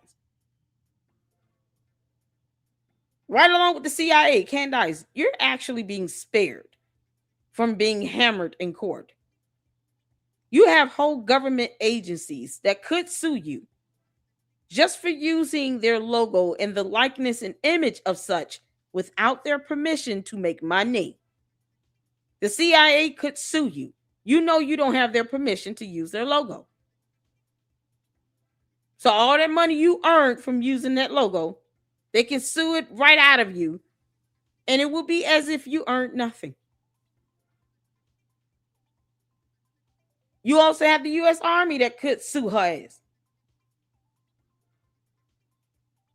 So she's being spared from lawsuits. Right now, so far she's only got 2. But Mitch Snow, he knows he can't afford this. You won't even give him an attorney. She got hers. Mitch Snow, where your attorneys at? You ready to stop defending this dumb alien? Now you're in a lawsuit. You can't even afford. I hope they garnish your money. Every check you get, especially anything from our government, I hope they garnish it for that settlement. And then you double down and keep defending this idiot while she tries to distance herself from you. And Sloppy Joe Kid is under FBI investigation. If you claim, Mitch Snow, because you're an idiot, that Sloppy Joe Kent, who's under FBI investigation, vetted you before you went and lied on Candace's show, don't you think they're going to ask him about that? Don't you think the FBI are going to ask Sloppy Joe Kent about any and all conversations that he had with you, Mitch Snow? Don't you think he's going to tell what you two spoke about? Why would he need to take that to his grave? Don't you think he will probably get a plea deal if he were ever indicted and charged? That means he would have to give up information. And Mitch Snow and Candace Owens would have it coming. See, Candace, I told you I see through you. I think bigger than just these lawsuits. No, you can literally end up being intertwined with a whole federal investigation simply because you wanted information you were not entitled to know. You were not deserving of knowing. You're not a judge or jury or an attorney. You're not even a journalist. You're not even smart. No one owes you any evidence related to an actual murder investigation and an upcoming trial on that. You weren't privy to it. You still aren't. You will find out with everyone else. You're not special. You think the entire government is supposed to bend for you. Why? But yet, you want to sit here and say, Sloppy Joe Kent didn't tell me anything. But you want the FBI to answer to you. So why would you think any judge or FBI investigator would believe you over Sloppy Joe Kent? If he were to say, yes, I gave Candace Owens information she should not have been given. What makes you think the feds would believe you, Candace, when you lie like hell is hot every other time? He vetted Mitch Snow. For what? Yet she doesn't care about that murder investigation. She doesn't believe Tyler Robinson pulled the trigger. But somehow she's demanding evidence related to that murder trial. Oh, they should give it up. I want to see the video. No, you dumb heifer. If you say Sloppy Joe Kent didn't tell me anything, he's not my source in the FBI, even though you said on the interview with the girl from CNN with Elle. Is it Ellen? Elle? I do have sources in the FBI. Oh, okay, cool. They're just going to play that portion of the video and then ask you about it, Candace. You said that yourself. The idea that it's Sloppy Joe Kent, it's not implausible. And yet this idiot wanted a whole investigation done separately on Charlie Kirk's assassination that probably would release evidence related to that murder investigation, despite federal laws protecting that evidence. This is the BS that Sloppy Joe Kent was trying to do. And for that reason, all the candy asses and the dumbass bots that worship the ground Candace walks on thinks that she should believe Sloppy Joe Kent and no one else in the feds. You know, because feds slopping off. Does that Sloppy Joe Kent come with a side of coleslaw and fries? How does that work? Give us these documents to his defense. Candace then says, of course, that Cash should not be involved in the Charlie Kirk case because it's a state case. And that is simply misleading. Big surprise there. The FBI can assist state and local investigations. They do it all the time. The FBI works with local agencies through task forces. Federal agencies provide resources, forensic support, digital analysis, and investigative help, even when prosecution remains at a state level. Does she study it all? Reporting on the Kirk case specifically notes FBI and ATF involvement while the case proceeds in Utah State Court. State prosecution does not mean federal investigators are banned from involvement. That's so basic, Candace. A state murder case can have FBI support. A local police department can work with federal agencies. ATF can assist with firearms. That's what they're there for. FBI can assist with digital evidence, threat assessment, interview. See, here's the thing. She's making it seem like they shouldn't even have any dealings with it. But, you know, they do. And they should give it all to me. No. That judge does not care about you, Candace. That judge certainly does not care that you're throwing a tantrum because the entire FBI will not give you evidence on Charlie Kirk's assassination when no one else can get it outside of those who need to see it. Thank God you don't live in Utah and you will never be picked for that jury, because her dumb ass would cause that to be a hung trial. Good grief, I hope they pick a jury where they don't know who Candace Owens is. Quite possible that she only has 6 million bots. How many people, what's the total population of the U.S.? Imagine every other person in the U.S. not caring one way or the other that Candace Owens is walking the earth. Candace, we're still the majority. If it's 300 million people in the U.S., you only have 6 million subs on YouTube, mostly bots. The rest of the over 300 million, we care less what you think and how you feel. Laws are laws. You're not privy to this stuff. She knows that the FBI is not spearheading this investigation. And yet she expects them to give her evidence. The audacity. To make sure justice is served. This is not a fact claim backed by evidence in this episode. That is a slogan. And slogans do not subpoena. Let me go back a little bit. Crooks. There we go. Yes, perfect. Okay, Matthew Crooks.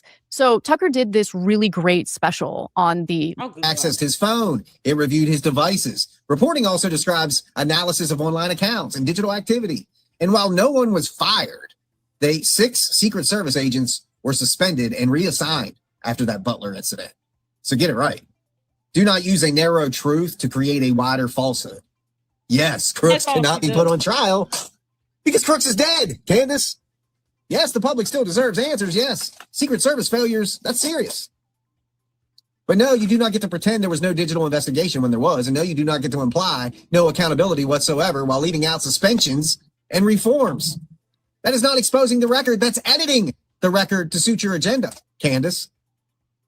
She created a whole. Then she says that Kash Patel's job is to protect elites, and that Trump and Patel answer to Vegas and Tel Aviv. interesting. I think that is his job. Mhm. And that is why he is in there. They put him in there and they tell him what to do. And it is to look the other way and to come up with excuses. I think he is executing his job perfectly. Well, he hasn't been fired yet, Yeah, so his job is being executed perfectly. His job is to protect the elites. And shame on us for thinking that his job. Oh, I'm so glad she said shame on us. Because Candace is an elite. Did y'all know that? She is the epitome of an elitist. This girl will drop $2,000 on a shirt that looks like something that came straight out of Jurassic Park. You can't make this stuff up. Look what she's wearing right now. You know, she probably spent about a good $1,500 for this shirt. I've never seen her wear the same thing twice. Now, those muumuus kind of all look the same, but there's some color variations and design variations that make them all different. This time, she went for one of George's button-down shirts, wearing his church clothes. But yet, it's still Candace. The shirt still looks expensive. The amount of money she drops for one item could be literal rent for someone else that just works a regular 9 to 5. $1,500, $2,000 is rent. It's certainly rent for me. $2,000 is rent and maybe my gas bill and water bill. The average person can't drop $2,000 on a shirt like that, especially when you have kids and other major bills and expenses, a whole household to run, 2 teenage boys that have bottomless pits for stomachs. Like you can't afford to drop $2,000 on a shirt. But that's what she does. She's an elitist, and yet she tries to separate herself from it. Why? Candace, you said you had 2 degrees. All of a sudden, you can go back to school allegedly for 1 year and get 2 4-year degrees out of a school that doesn't even offer that type of program. Where did you get the money to finish up school? It's like, tell me how I'm claiming to be just broken in poverty while lying about being broken in poverty. If you went back to school and finished up your last year of college and came out with 2 degrees, you think you would be proud of that. How much did you spend? What was the tuition, Candace? If we look up information on possible Pell Grants, scholarships you may or may not receive, are we going to find anything in that category? You went to school for 3 years, allegedly dropped out because you couldn't afford it. Did you get scholarships? Did you even apply?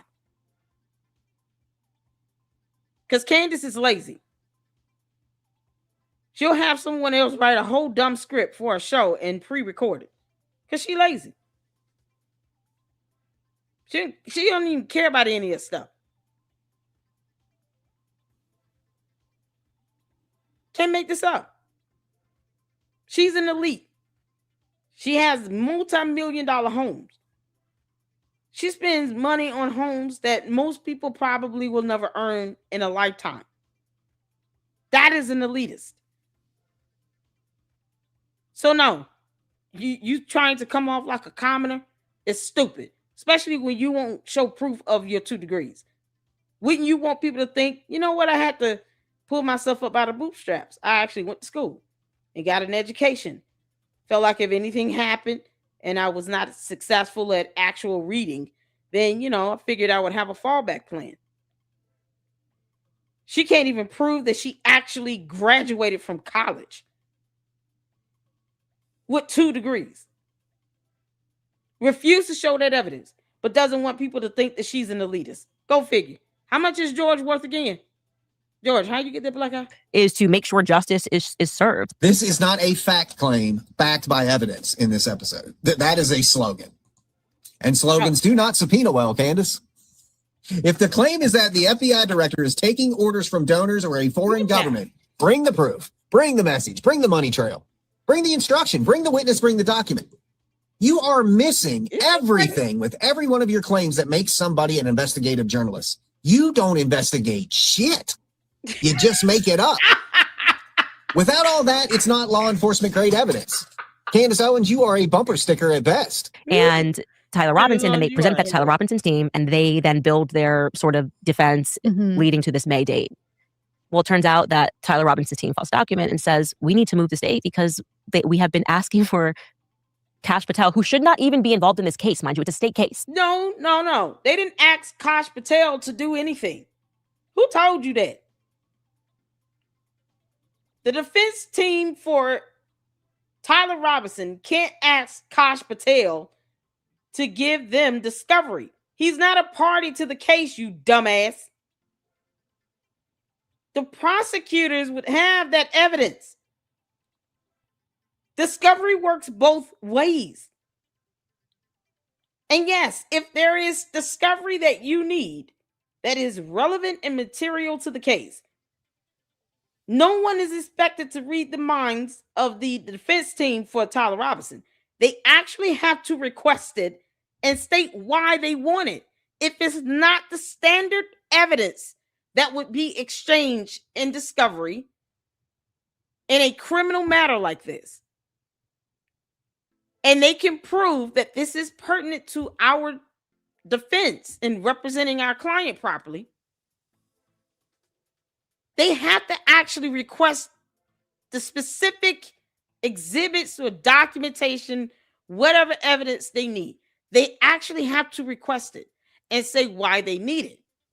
If it's laborious, they have to be creative a little bit. Have you all heard or read the article or seen the video about how much data the prosecutor has in this case? The amount of data, just videos, posts, emails, photos, electronic data alone would probably take the defense team about a good 2-3 weeks to kind of go through it, understand it, and then see what they need to help their defense. It is the prosecutor's job to meet the burden, to prove beyond a reasonable doubt. The defense oftentimes is just disputing the evidence that the prosecutor is using against the defendant. They can come from an angle of, well, he pulled the trigger, but the intent and motive were different. Whatever they're trying to come up with as a defense, their job isn't to just come up with something out of thin air. The evidence has to be material to the case. Otherwise, it would be objected to as irrelevant. This is the dummy that doesn't understand how this stuff works in the court of law. That really thinks that she has subpoena power and thinks that the discovery phase in her civil matters somehow means that she can just ask for whatever she wants and then go and talk about it on her YouTube channel. The hell you will. Candace, I hope to God those judges issue a gag order against you. You're an idiot. To release the information to us, to give us these documents to his defense, Candace then says, of course, that Cash should not be involved in the Charlie Kirk case because it's a state case. And that is simply misleading. Big surprise there. The FBI can assist state and local investigations. They do it all the time. The FBI works with... He's actually saying that the defense team asked Kash Patel from the FBI to give them evidence, and they can't do anything without Kash Patel releasing it. They wouldn't get it from him. They would get it from the prosecutor. Don't you think, Candace, you're so stupid. Don't you think that if the FBI had evidence that the defense team can say has not been included as exhibits, they have not received it from the prosecutor, don't you think both parties would want that evidence from the feds? That wouldn't be something that the defense team would just want alone. It would be the prosecutor as well. If there is a video that the FBI has that they have failed to share with the defense, that means they failed to share it with the prosecutors. Don't you think the prosecutors would want that same video? Neither party wants the feds that's supposed to be helping, not spearheading, but maybe helping and assisting, to just withhold evidence. It would be disingenuous to both parties. So if it's something that is material to the case, both parties would want that. Kash Patel is not a party to the case. They would have to prove he's holding on information and evidence that the defense team is asking for, that somehow the prosecutor is not, and it would be deemed material. This is coming from the airhead that thinks that she can just literally request whatever she wants for discovery and will get it, while withholding all of her information that should be exchanged as discovery in the same case. She doesn't think she has to give up her financials. Let's start with that. Now there are trusts out here that can be pierced in both cases, in both the McCrone lawsuit and Brian Harper's lawsuit. And she has court on June 22nd at 1 p.m. Eastern Standard Time for her motion to dismiss in the McCrone lawsuit. So her hearing is coming up on June 22nd. And she's been stalling on that for months. So how do you think this goes with someone who thinks she has complete subpoena power? I can just ask for whatever I want. I want to get to the discovery phase. I want nothing more than get there. Meanwhile, I'm going to file a motion to dismiss. You can't make this stuff up. Local agencies through task forces. Federal agencies provide resources, forensic support, digital analysis, and investigative help, even when prosecution remains at a state level. Does she study at all? Reporting on the Kirk case specifically notes FBI and ATF involvement while the case proceeds in Utah State Court. State prosecution does not mean federal investigators are banned from involvement. That's so basic, Candace. A state murder case can have FBI support. A local police department can work with federal agencies. ATF can assist with firearms. That's what they're there for. FBI can assist with digital evidence, threat assessment, interviews, or forensic support. They have resources your average police station does not. So when someone says he should not even be involved because it's a state case, they are either confused, retarded, or they are counting on you being confused, which I'm going with that one. Yeah, and I think that what you're describing is the process that we all went through, because you don't want to even go down that route. You're like, maybe it's this. Maybe in my head, I was like, maybe she's being blackmailed. Maybe she's scared they're going to kill her. Maybe like you said, she just wants a quick conclusion to all of this. Maybe she's still in shell shock and is actually not controlling anything at Turning Point, was my initial suspicion. And just on paper, she's CEO, but she's actually just home crying every day. And like behind the scenes, like, Skylar or Justin. That's what I thought. The audacity to sit here and to keep mocking her for being at home crying every day. I mean, so what if she is? That doesn't stop her from being CEO. You're still not CEO, Candace. And for that, we bless God for. Candace Owens is still not CEO of TPUSA. But she has asked to be on their payroll twice and then stated they should give her a monthly retainer for public relations once. So that's 3 times that Candace has indicated she wants them to pay her money while telling donors to demand refunds. Candace, let's just, for craps and giggles, entertain that for 16 seconds. Let's say they decide they want to come. If you had not been so evil and attacking this widow who probably is crying every day because she misses her husband and the father of her kids and someone that she loved, was married to, honored, respected, was the head of her household, you can't make this up. So granted, if she is crying every day, she has a right to do that. You stalking her does not stop her from grieving. But if she were doing that and you weren't so damn evil, you dumb demon, and the thought of putting you on the payroll to do PR for TPUSA was an actual option on another reality on a different planet, why would you want donors to demand refunds? Wouldn't you want them to keep donating so that TPUSA can put you on payroll? You see how stupid this is, Candace? For you to be this hypocritical to the point where you're an idiot. Wouldn't that be combative to what you really want? You want them to give you money.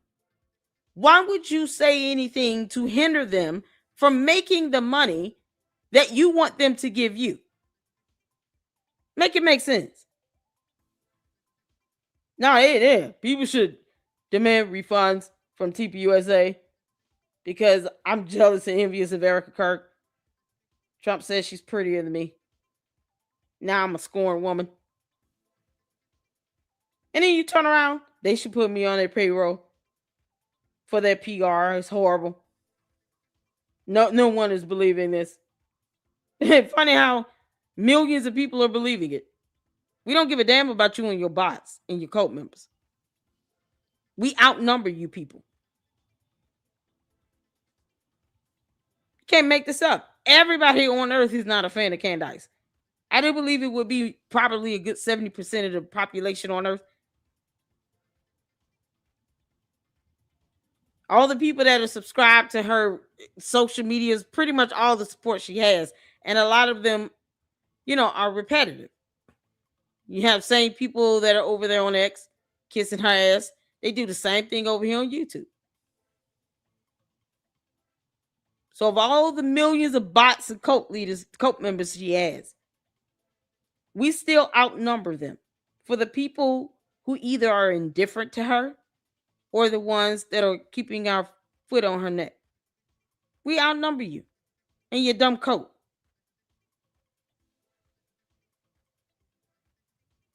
And she doesn't care about any of this stuff. Now let me sit here and hinder them from making money while asking them to put me on payroll and give me money. Girl. Do that whole thing. And for me, I never wanted to arrive at Erica being suspicious. I abstained from the oh, she's wearing hot pants or jeans. None of that matters to me. Yeah, because I don't think people. It all matters. You did a video of her in a hotel before the correspondence dinner wearing a dress, talking about, oh, it's so weird, for her to be doing this. Looking so elegant. Candace, you showed a video of this woman standing in the window, near some curtains, looking like a beautiful princess. Just absolutely adorable. And you sat there and mocked it. Look, y'all, she don't look sad at all. Look at her at the correspondence dinner in this beautiful dress. Man, I wish I was that pretty. This is the type of nonsense we're talking about here. She played a video clip of Erica Kirk before the correspondence dinner, standing in front of a window. I mean, it was like, what, 10, 12-second clip? Why is she there? I can't believe it. My sources and direct contacts told me she was still at home. You can't make this up. All of a sudden, I don't really care about all of that. And somehow this other chick, Anna, she couldn't call that bluff. No, you've actually did a couple videos where you talked about her, wearing this dress at the correspondence dinner. And, you've done a couple videos that are like, okay, why are you, who cares about this? Candace does care.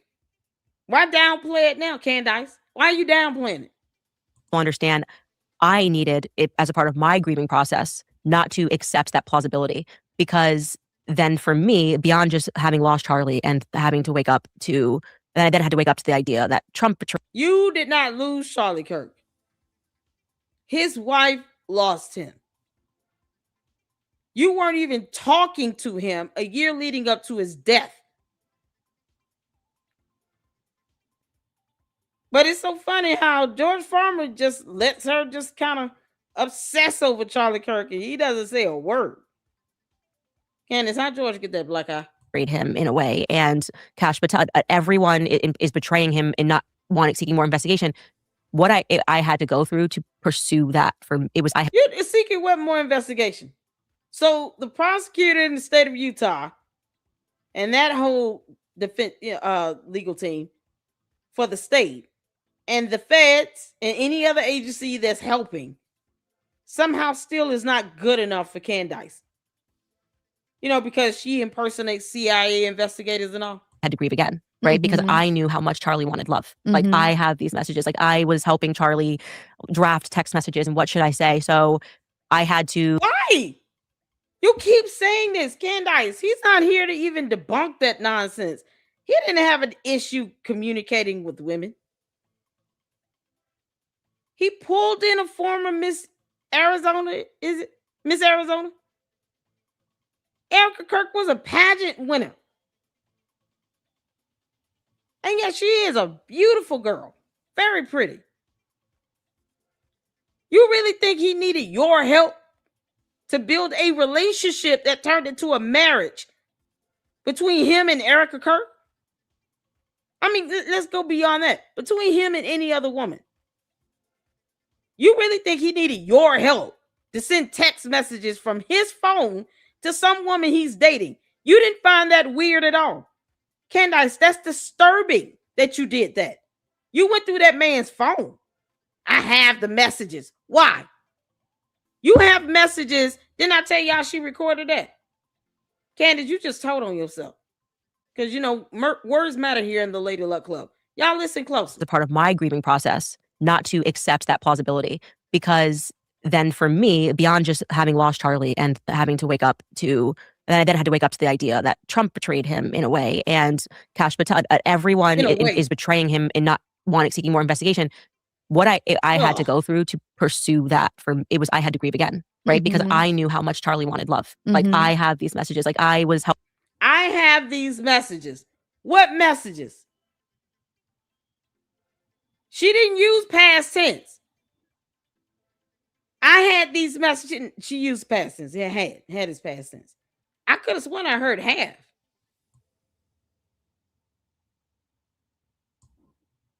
I hope the caption is picking that one up right, because that matters to me. I had to wake up to the idea that Trump betrayed him in a way, and Kash Patel, everyone is betraying him and not seeking more investigation.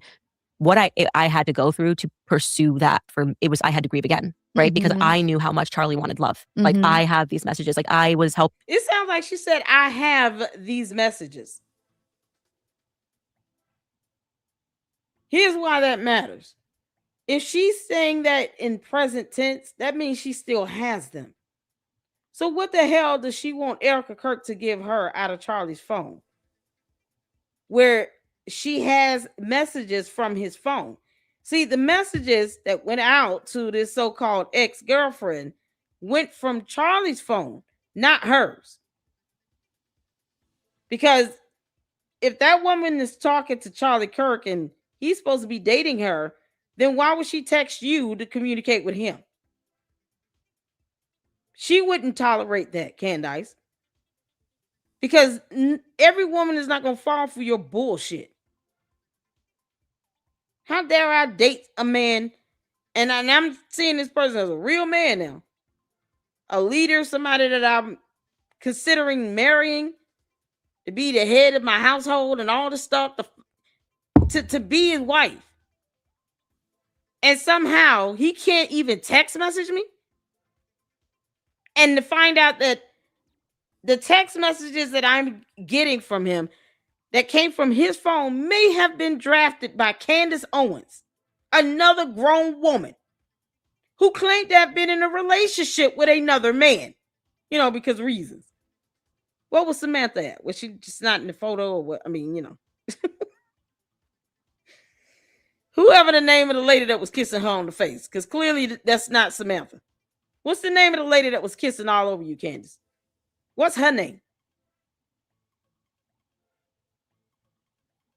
You can't make this up.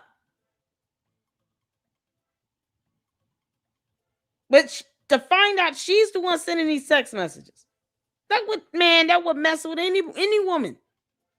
You'll be like, wait a minute. Now you're a grown man. You got this heifer sending me text messages, perpetuating our relationship. Because all of a sudden you too shy to do it. Now, either Charlie Kirk had courage and he didn't. Which one is it? He didn't have a problem communicating with his girlfriend or wife. You just wanted him to yourself, Candace. You didn't want him communicating with other women. Her even saying that is disturbing. Yeah, I was sending text messages to these other women. And I knew how much he wanted love and blah blah blah. And only I know the most about him, and I'm the only one that loved him. Never mind his kids. Wife got a death threat? Oh no. Oh, the guy's in jail? Don't care. I knew how much he wanted love. What you mean? Candace, it's mighty funny how he didn't want that love from you. Can we bless God for the fact that Charlie Kirk did not want that love from Candace Owens? Yeah, she knew how much he wanted to be loved and married and have a family, but not with her dumb ass.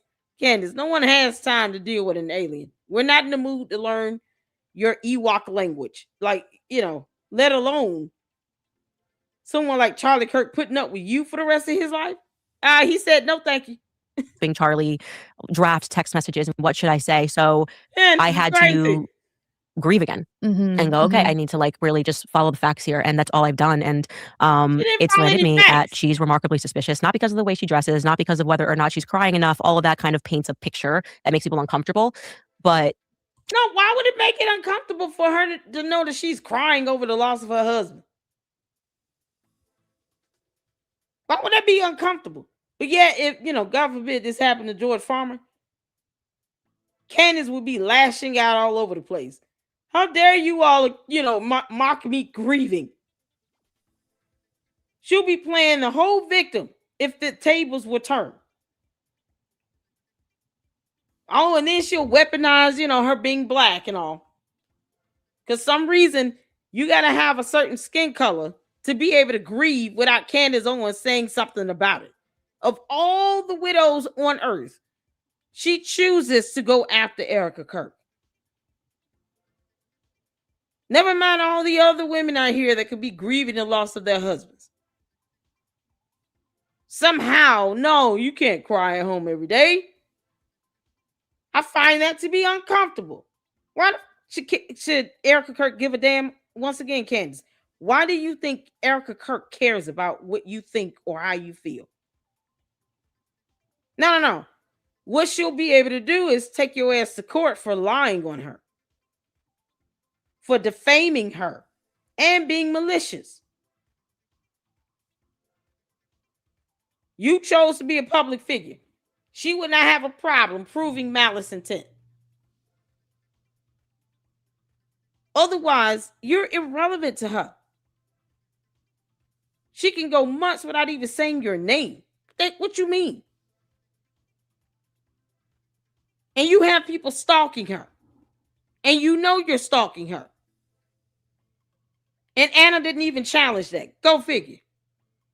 Clown ass show. Just objective lies. Lies that I can't comprehend. Why would you lie and tell the public? And I think for me, the most explosive one that no one wants to address by calling me a monster. Why would you lie and say that the surgeon told you or told Andrew that he had a Superman neck and all of this stuff that objectively? Because it's not objectively. That was a metaphor. And that is left to interpretation. You cannot define that to be objective when it is based upon the reasonable viewer and listener that knows that was metaphorical. It was a metaphor. Yeah, he has a Superman neck. Candace, Superman isn't even real. So for you to say that's objectively false, first of all, everything in that statement would have to be factually true. I'm sorry, did you all somehow, meet Superman and I didn't? Is Superman a real thing? I could have sworn that was, a comic book character in the DC universe. Superman is not even a real concept here on Earth. So comparing someone's neck to Superman, it is an absolute metaphor because Superman, it is not a literal person. You cannot factually prove that Superman exists to even say that statement of a comparison of someone's neck to an actual Superman is factual information. Because you can't prove Superman exists. You see how I broke that down? That's exactly what would happen in court. And it's something that the jury nor judge or either party would put much time, attention, and energy into because it is absolutely irrelevant. Even the judge would say, listen, we can, it's to me, that's a metaphor. Clearly, Superman is not a real person. So someone saying that that Charlie Kirk had the neck of Superman, we all know that is a metaphor. You can't objectively prove that. You would have to prove that Superman exists here on Earth. So maybe I've missed Superman. Yeah, can y'all send me a photo of Superman? Somebody send me a photo of Superman.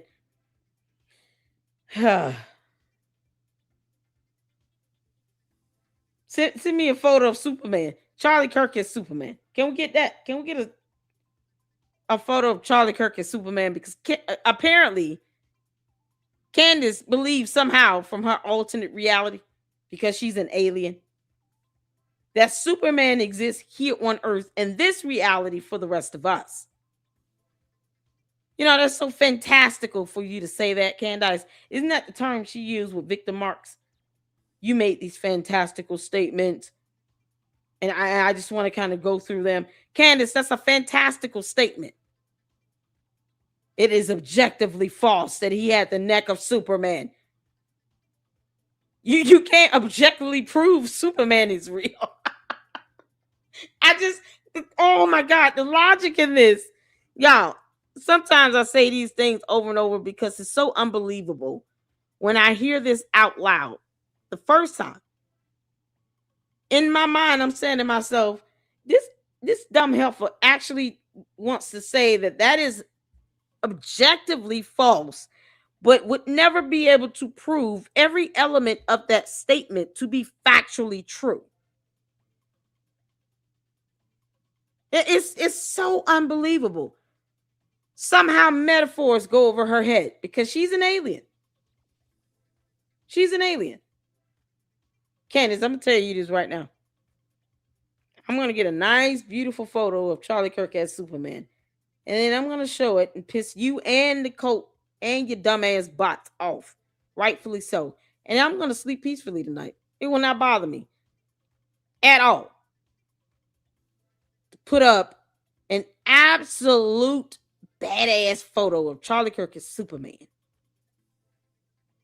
Strong necks. Make this, Kate, man, oh, she's so stupid. Did not come from the surgeon. It came from Erica. Then she goes on to Erica Kirk because what kind of episode of Candace Owens would it be if she wasn't obsessed over the woman she wanted to be? So what? She says Erica Kirk's behavior is suspicious and talks about alleged objective lies connected to the surgeon and the infamous Superman neck story of Charlie. Suspicion's not evidence. The candy cult cannot grasp that. A private source is not a public record. An alleged contradiction is not automatically a lie.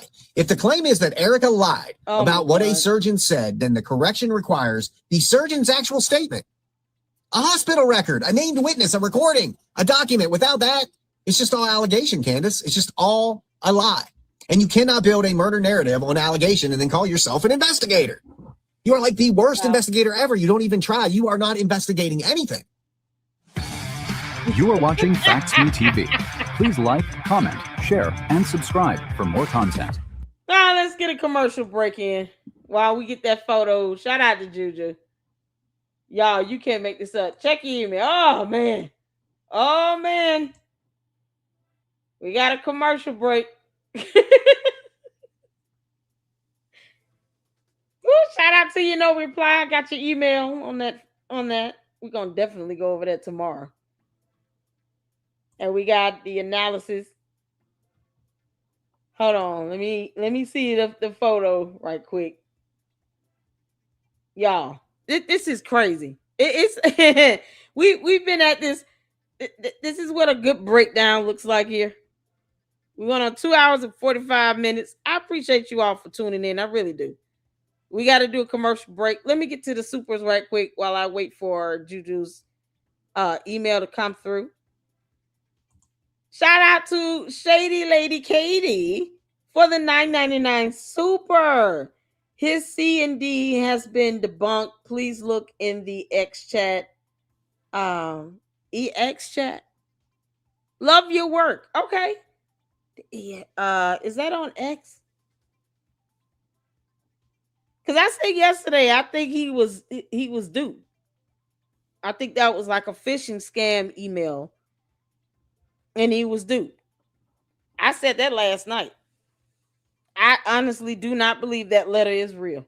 Not at all. Now, whether he made it up or not, I don't know. I can't say that. I can't speak to that. But I'm like 88% sure that letter is false. It's a part of a phishing scam to try to scare him and probably have him click on something to put a virus on his computer or device or whatever. That letter was so horrible. A judge would be insulted to read that and then knowing that it may have came from a bar licensed attorney. That judge will be insulted all day. In fact, me will be able to counterclaim and sue that person out of the water. So, yeah, I agree that letter is fake, but I'm not going to say whether or not he did that, forced it or whatever. I'm not going to. No, I'm not going to go that far, but I get what you're saying. Yeah, it's certainly, in my mind, and based on what we looked at, what phishing scams look like, sample letters. We went on the website. Everything just looks so fake and fraudulent. And I wouldn't put it past these dumb scammers to do stuff like that, to go out their way to create fake websites and do all this stuff, put up a stock photo of somebody, because the first thing people are going to do is pull up the attorney's website. And then the way the website was constructed, I mean, oh my God, it's painful. Just the broken English alone is something else. And of course, the broken English in that C&D. It's too many signs pointing towards that letter being a fake, a forgery. It's crazy. But I appreciate that 99 super. Thank you so much. I appreciate your support as well. March on with the $5 super said, hey, Alexandra 476. We here at LLC value quality over quantity, period. There you go. Oh, because Alexandra, look how Deluxe just hang out with me for almost 3 hours. And y'all know I have no problem doing a 3-hour live stream. But I do appreciate you all hanging in there with me. And thank you so much for the $5 super march on. Juju, shout out to my mods. You all sent the membership, an LLC membership. So if you received that membership, please make sure you thank Juju for that. I hope I'm not missing a super. Let's see. Shout out to Mandy with the $5 super. So I've seen this before. Russia was the boogeyman, then it was England for colonization, and now it's Israel's the boogeyman. Exactly. Oh man, this stuff just repeats itself, and Candace is just making money off of the lies of it all. Shout out to you for that 5. Thank you so much, honey. Shout out to Mindy for the 5 LLC memberships that were gifted. So if you received the membership, make sure you show some love, and shout out to Mindy and Juju for those memberships. I hope you guys enjoy them. Thank you so much for the support. Shout out to my mods. Jacqueline with the $1.99 super. Thank you so much, honey. I admire EK as a woman. I never want a girlfriend like CEO. Exactly. Yeah. Erica Kirk, thankfully, and I'm sure it's, once Charlie Kirk fired Candace from TPUSA, she barely talks about that termination, by the way. She harpers on the one from Daily Wire, but barely really speaks on the termination from TPUSA. Plus, let's not forget TPUSA acquired Blexit. I believe they renamed to something else, but they still bought Blexit. They bailed her out, so they did her a favor. She didn't even get an investigation to figure out why it was in the red. But they still took it off her hands. And she can't even show appreciation on that, and then demands to be on their payroll. The audacity. So yeah, Charlie Kirk dodged the bullet. That one. He dodged a lot of dangers and scorned woman mentality from her. Look how she acts now. She's just on a rampage because she's jealous and envious of Erica Kirk. Candace, you will never be CEO of TPUSA. Period. You will never be that. So thank you so much for the $1.99 super. I appreciate it. Jacqueline with the $1.99 super again. Thank you so much, darling. CEO jealous because Cash's girlfriend said she's close with Erica Kirk. Yep. Candace Sark is anyone that's close to Charlie Kirk, Erica Kirk.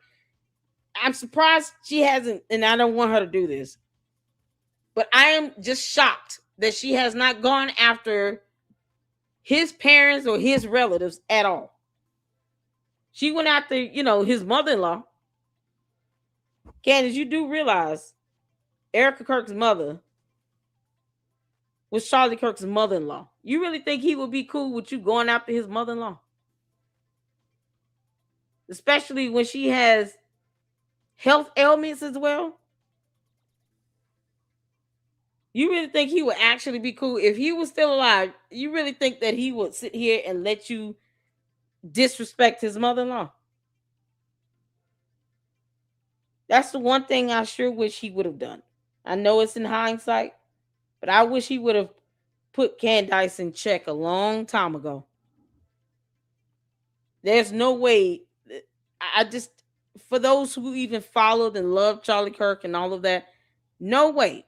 Especially if you proclaim to be a Christian No way you could foresee her going in, dogging out his wife like this, attacking a widow, putting the children in danger. Charlie Kirk would roll over his grave based on how she's treating his wife. He loved and respected her. You think he would let somebody else like a Candace disrespect his own wife? Candace, this is why you're being sued, and this is why you're going to lose. You will reap what you sow. Period. I just hope that Erica Kirk go ahead and drop that federal lawsuit on her. Child. Thank you so much for the supers, you all. I appreciate it. You, child. And I appreciate all of the comments flowing through the chat. Thank you all for engaging in the chat. Mama Sage, good night, honey. We'll be back at it tomorrow. You're not going to miss too much. I don't want to hold you all too much longer. I do want to get this photo. Oh, man. Oh, Candace, prepare to be pissed.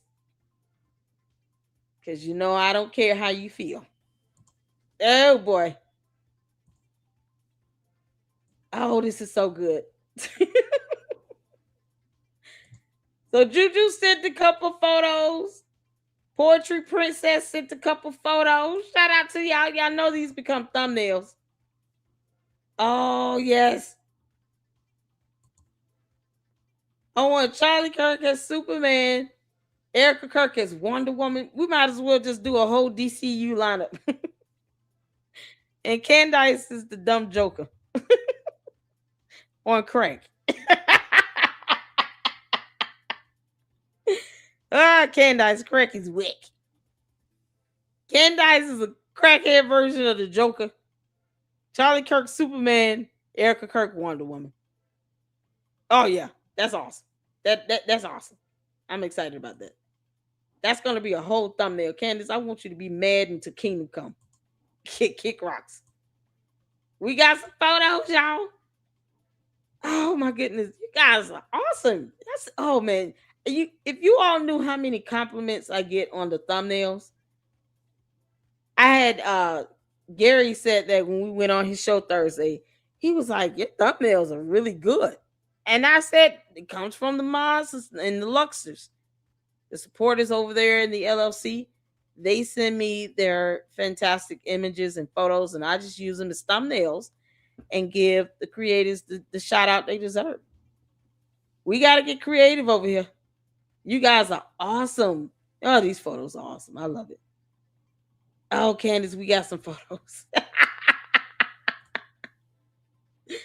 Oh, Jesus. I want to make sure I got the ones. I just put that folder over here. Hold on.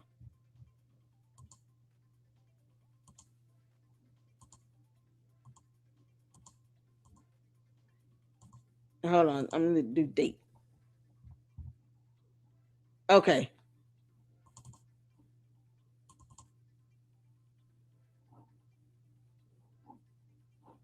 Oh, this is a good one. Oh, Candace, you're going to be so mad. Y'all bear with me 1 second. I'm trying to move the photos into the folder right quick. Oh, she going to be so pissed. Candace, you know I don't care how you feel, right? No, not one little bit.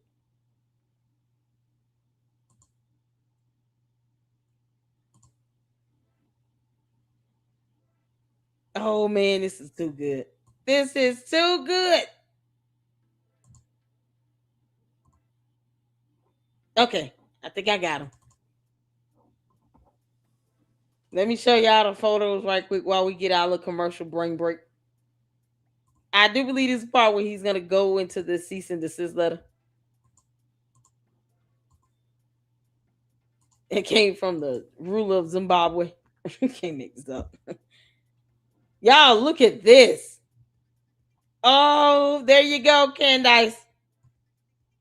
Now you can use this as exhibit. See, Your Honor? Superman is real.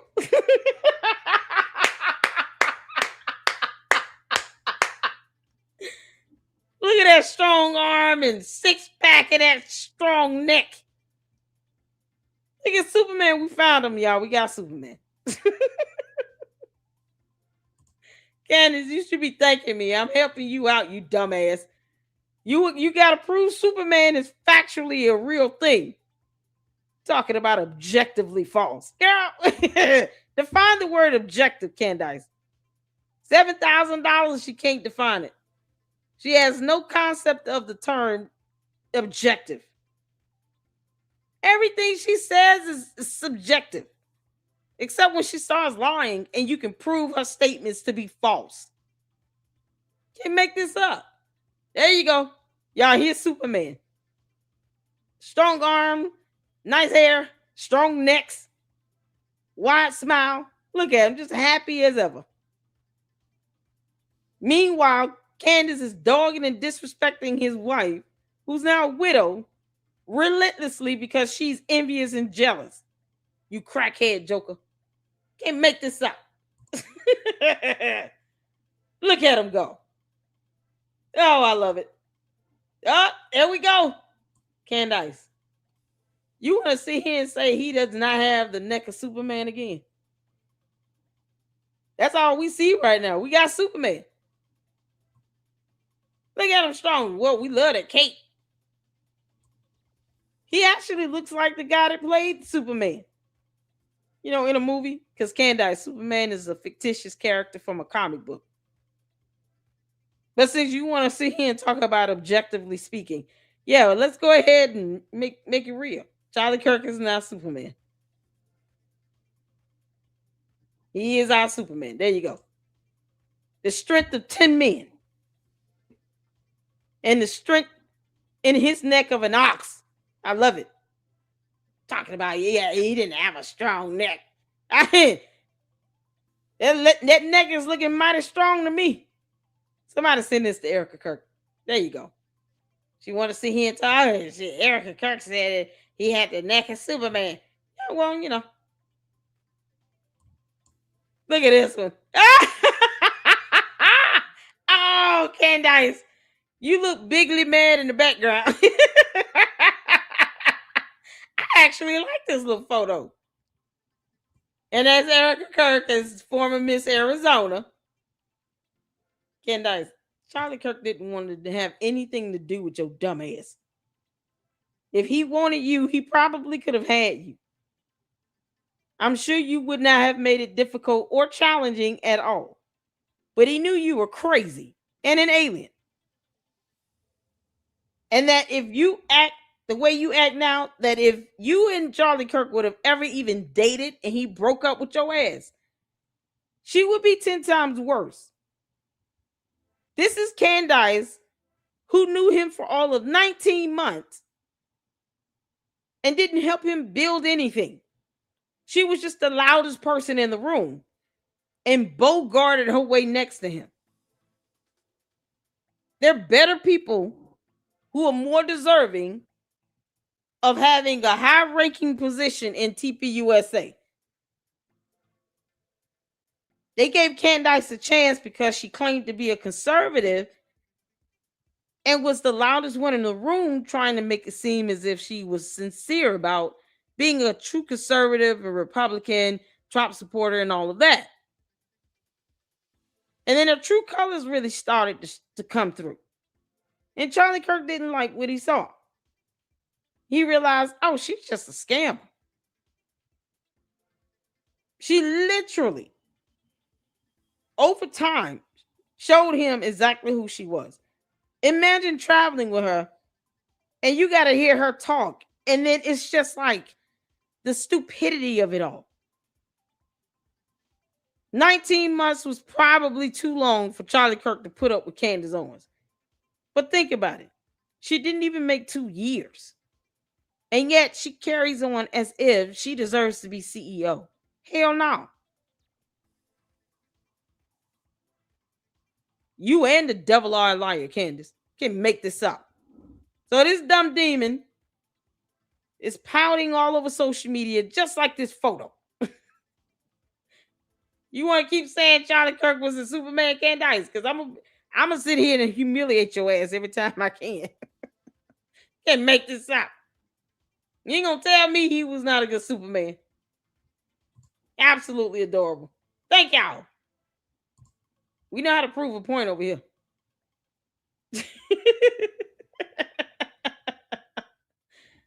What's going on? Welcome in. Hey, S5, how you doing, honey? Did I see you earlier? I'm sorry. Sour candy apple. Look at her pouty, y'all. Uh-oh. Somebody got the pouty face.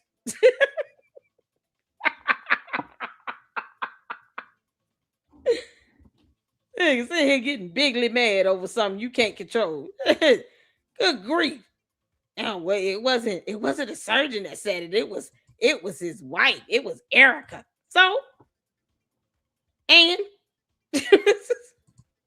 Child Boo. Thank y'all for the photos. Shout out to Juju and Poetry Princess. Poetry Princess sent another one. Hold on, let's see.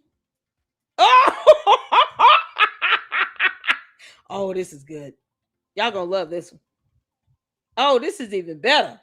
I said crackhead version of Joker. Poetry Princess said, now let me step this up a little bit. Oh, yes. Hold on. Y'all gonna like this one. Oh, I'm definitely changing the thumbnail.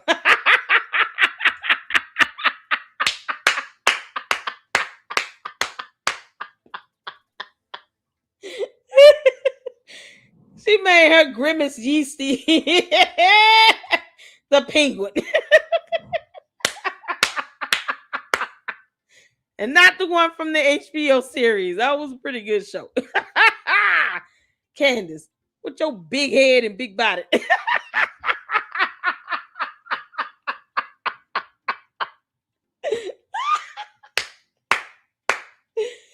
Oh, Candace, you gonna show us your feet? I mean, do they look like webbed feet or what? How does that go? Is it like 4 toes on one side of the foot and then one big toenail on the big toe? Candace, can you catch fish with your feet or what? You go about doing it. You just beak it.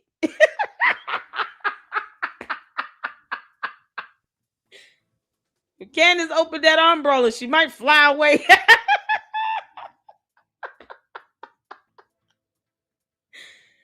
Candace, return to Antarctica where you belong. Take your coat with you. When I say this is epic, y'all look, LexCorp in the background. Is that the Daily Planet? Oh, look at Charlie Kirk as Superman. Erica Kirk is Wonder Woman. And Candace is the dumb Grimace Yeasty penguin. Barney called. He said he want his color back. Oh, Lord have mercy. Oh, this is epic. This is going to be our thumbnail right here. Portrait Princess, you nailed it. You nailed it. Shout out to Juju as well. You know I'm going to use your thumbnail for tomorrow. I love you guys' thumbnails. They are awesome. And they get so many compliments. And this is what it looks like when, happy people come together, bring their creativity to the table. And this is the product of it, the masterpiece of these thumbnails. All thanks to you guys. I appreciate that. People are loving the thumbnails, y'all. Oh, my goodness. And I love showcasing them. They're absolutely awesome. Yep, we got a new thumbnail. All right, let's get back to our regularly scheduled program. Thank y'all so much for tuning in, and make sure you're hitting that like button. We're not playing. Let's get back to it. Like I said, my friends, it goes on and on and on. I just covered most of the big ones. I didn't want to take the entire show. She goes off on the Ben Shapiro stuff and Charlie Kirk hating each other again. And framing it as always with everybody knows Ben Shapiro and Charlie Kirk hated each other. Everybody knows is what people say when they don't have proof. Private texts require being verified. A text has to be produced. The sender has to be verified. The date has to be verified. The context has to be known. That full chain matters. Everybody knows is what you say when you've got nothing. But anyways, let's move on, guys. I want to get to this super amazing cease and desist that FaxMe received yesterday. And I needed to wait until I heard from my attorney to make sure I could safely talk about this. He sent me back the files with the redactions. But as you can see on the screen, I'm going to read this to you the best I can. There is a lot of redactions. This came from an attorney in Nashville, Tennessee.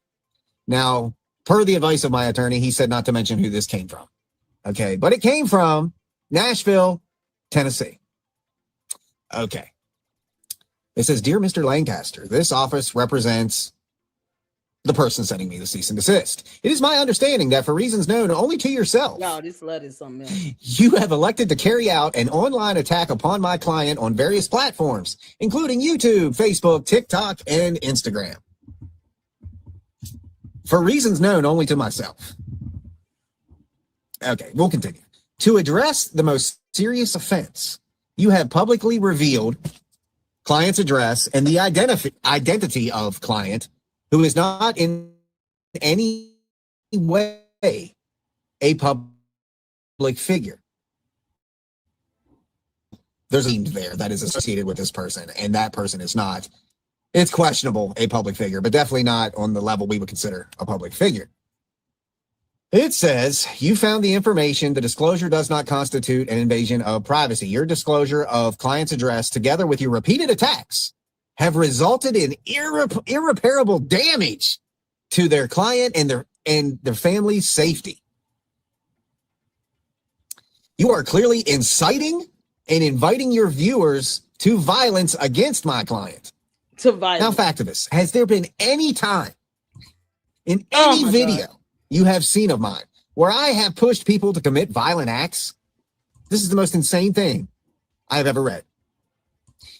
And this, I don't even know what this is talking about. I think I'm being confused with somebody else, because it says, "In what I understand to be your most recent video, you state that they didn't link. we are gathering everybody that you have No wronged evidence. on here in a controlled environment, and you can't hide from it. What? Your actions constitute cyber stalking, such as prohibited by federal law, blah, blah, blah. You have clearly expressed the intent to threaten, terrify, and harass said client. Comments on Really? these platforms, many of which have been preserved, now include specific sightings of my client in public. Reference to the person's real name, full name, including her maiden name, and the unredacted address of the residence." Okay? Somebody's not doing their job. First off, I have never said anywhere we are gathering everybody that you have wronged on here in a controlled environment and you can't hide from it. I have never said that. So I don't know where that came from. So to recap, because I'm gonna let this play out first, and then shout out to Francisca, you all. She did a couple analysis on the letter and the signature that I'm going to read once he's done. I just printed them to PDF. I had to make sure I printed them so that I didn't, of course, show her email address or anything like that. But the major flaws with this, of course, first off, is the grammar. Secondly, if I heard correctly, he didn't confirm if his attorney redacted it or if it came this way. But let's say his attorney redacted it. There's certain redactions that did not have to be done, if that makes sense. Like redacting out the statute codes is unnecessary. That's laws are laws. You can look that up. Like, why would you redact? That's not a private or secret matter if you're citing the law, especially the statute codes for the state or federal statute codes. That's not private information. So I'm not sure why any attorney would redact the law itself being cited. And you're accusing someone of violating such law. You're not going to redact the law that you're accusing them of violating. Does that make sense? Then you have the letter that sounds like it came from the Prince of Zamunda. Follow Rafiki, he knows the way. Y'all, we get these phishing scams and emails all the time to the Lady Luck Club email. They go straight to my spam folder. But anything talking about a copyright, something like that, and it's like, the email would actually say, what makes you think you can use this? And all, it's like, if it were legitimate and truthful, the answer should be you file a complaint through YouTube. Not send an email that goes straight to my spam folder talking about something with copyright and music. But see, the email is never specific. And as a matter of fact, I'm going to show an example of it. I'm going to show you all one of those dumbass emails look like. Anyway, somebody's accusing me of the hopefully if I have one.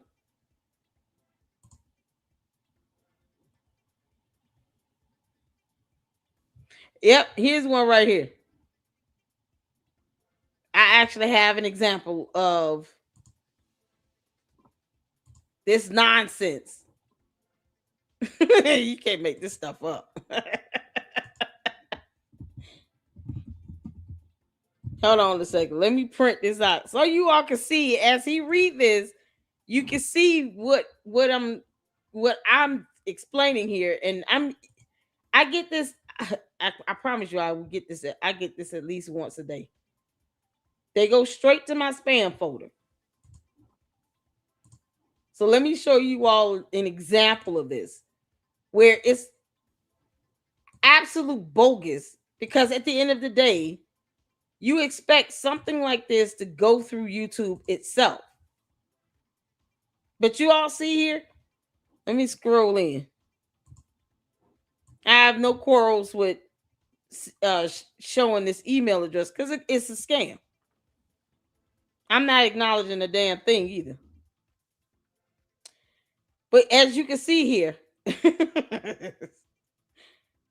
this is kind of the gist of the email that I get from someone claiming that I am using music, copyrighted music, without their permission. The audacity. Y'all see what he said? A short message for the Lady Luck Club from someone named John Tupper.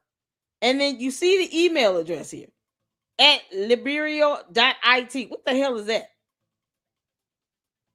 To the Lady Luck Club, period. Now, see, when you're looking at phishing emails, the first thing you look out for is the grammatical errors, spelling errors. This isn't even a statement. And then they use the wrong punctuation. Because this stuff matters when you're talking about a scam email versus something legitimate. If this were legitimate, the person would have just simply filed a copyright claim through YouTube. Okay. Would you mind explaining why you would use musical works? Who talks like this? Musical works? This is what I mean. I get this at least once a day. Why you would use musical works that belong to another person? Y'all see this book? Now imagine this being in a letter from some supposed attorney. Keep that in mind. This dumbass email, keep it in mind now. Imagine this being a cease-and-desist letter from an alleged attorney. Would you mind explaining why you would use musical works that belong to another person without crediting the original artist? Check. And then you got this compliance-media.blogspot.com. I don't have a blog website. Does y'all see what I mean? This was a hyperlink. I printed it. But this is a link. They expect me to put this link in my web browser. No. I don't have a blog website. And the fact that they did not cite an actual YouTube video and file the complaint through YouTube is a telltale sign that this is fake. The idea is to get me to put this link in an internet web browser and go to this website where I'm probably going to download a virus. If that link does not work, please copy and paste the address into the address bar of your browser. Y'all see that? Please acknowledge receipt. I ignored the hell out of it, and they can kiss my ass. I could care less than any person named John Tupper, Tupper, with this weird ass email address, sent me some nonsense like this and want me to post this link into the browser of an internet page on my device just so they can try to grab my information. The hell I will. This is a phishing scam. So for me, reading this email is the same as what I'm reading with that cease and desist. Grammatical errors, punctuation lacking, you got extra spaces where they don't belong, then the audacity of the tone. Like I'm going to tell a scammer why I use something that doesn't exist on a website I don't have. They didn't say what video, what the music, the song name is, none of that crap. Chaboo. So yeah, no, this got deleted. It went straight to my spam and then it got deleted. This is what I envision listening to this letter being read. For me, it's no different. It's just wordy and verbose and lengthy. That's why I'm like, this is not real. So let's get back to this. And then after that, I will read the analysis that Francisca looked up.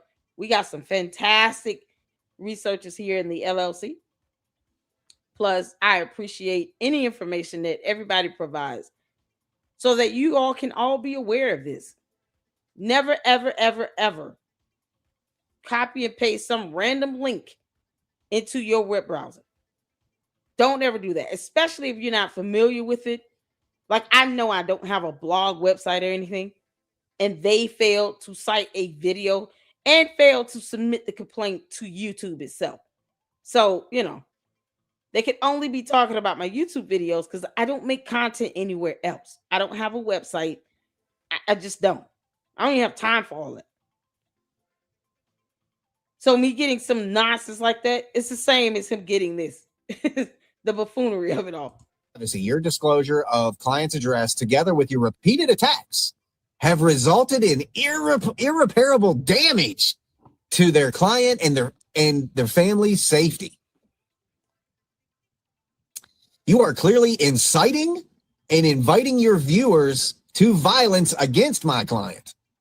Now, fact of this, has there been any time in any video you have seen of mine where I have pushed people to commit violent acts?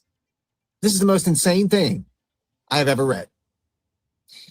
And this, I don't even know what this is talking about. I think I'm being confused with somebody else because it says, in what I understand to be your most recent video, you state, we are gathering everybody that you have wronged on here in a controlled environment and you can't hide from it. Your actions constitute cyber stalking, such as prohibited by federal law, blah, blah, blah. You have clearly expressed the intent to threaten, terrify, and harass said client. This sounds just like Candace. I mean, I can literally imagine Candace saying these same things. This is how she speaks. Like a moron. You are clearly... No, it's not clear. But once again, you have the lack of video evidence being cited. Because here is where you will see the video link to the YouTube video with the timestamp where we could easily go to that video evidence and see what's being said in the transcript and hear it in the video itself. You take this to court, the first thing that's going to be demanded is evidence, right? A cease and desist demand is saying this is a step before we go to court. So this letter should not only reference the law, but have actual evidence cited in it. Otherwise, you're just making all this dumb shit up. And you want someone to be afraid to exercise their free speech and expression and freedom of the press because you're throwing out a bunch of accusations at them. And then have the audacity to say that you know you can't hide under. What the hell you talking about? And you can't hide from it. Who are you talking to?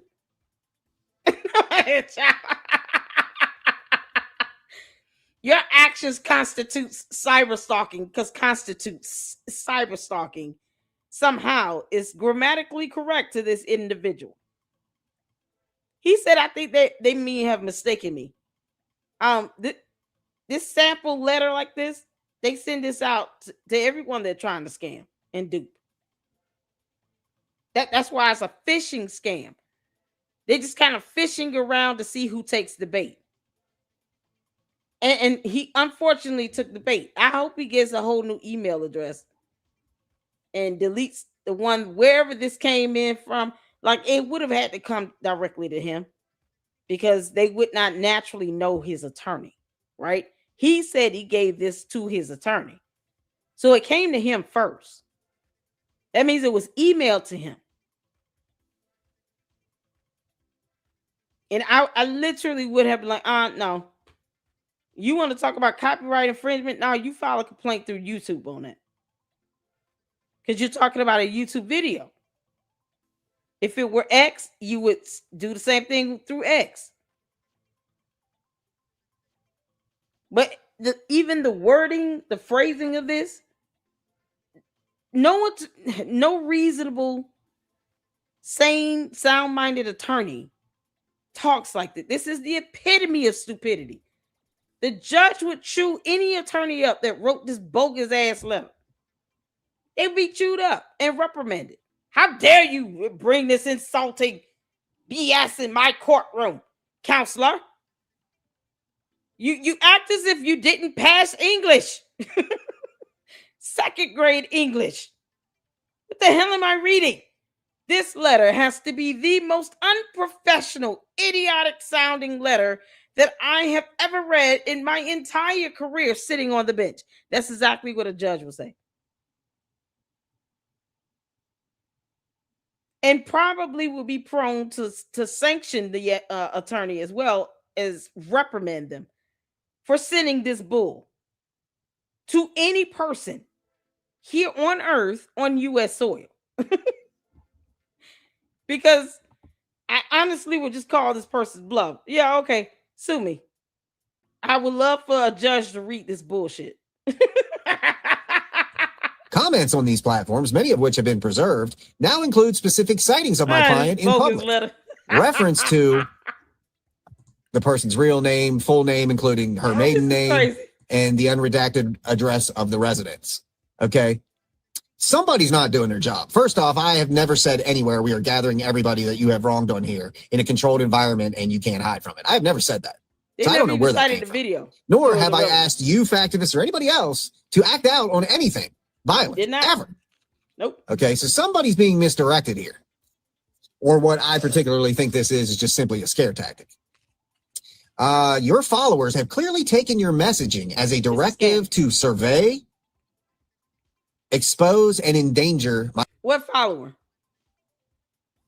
That could be the entire internet. That could be everyone on YouTube. There are over 1 billion users on YouTube. Candace, if you out here, you and George Farmer out here playing around sending people these bogus ass letters, I hope they lock you up.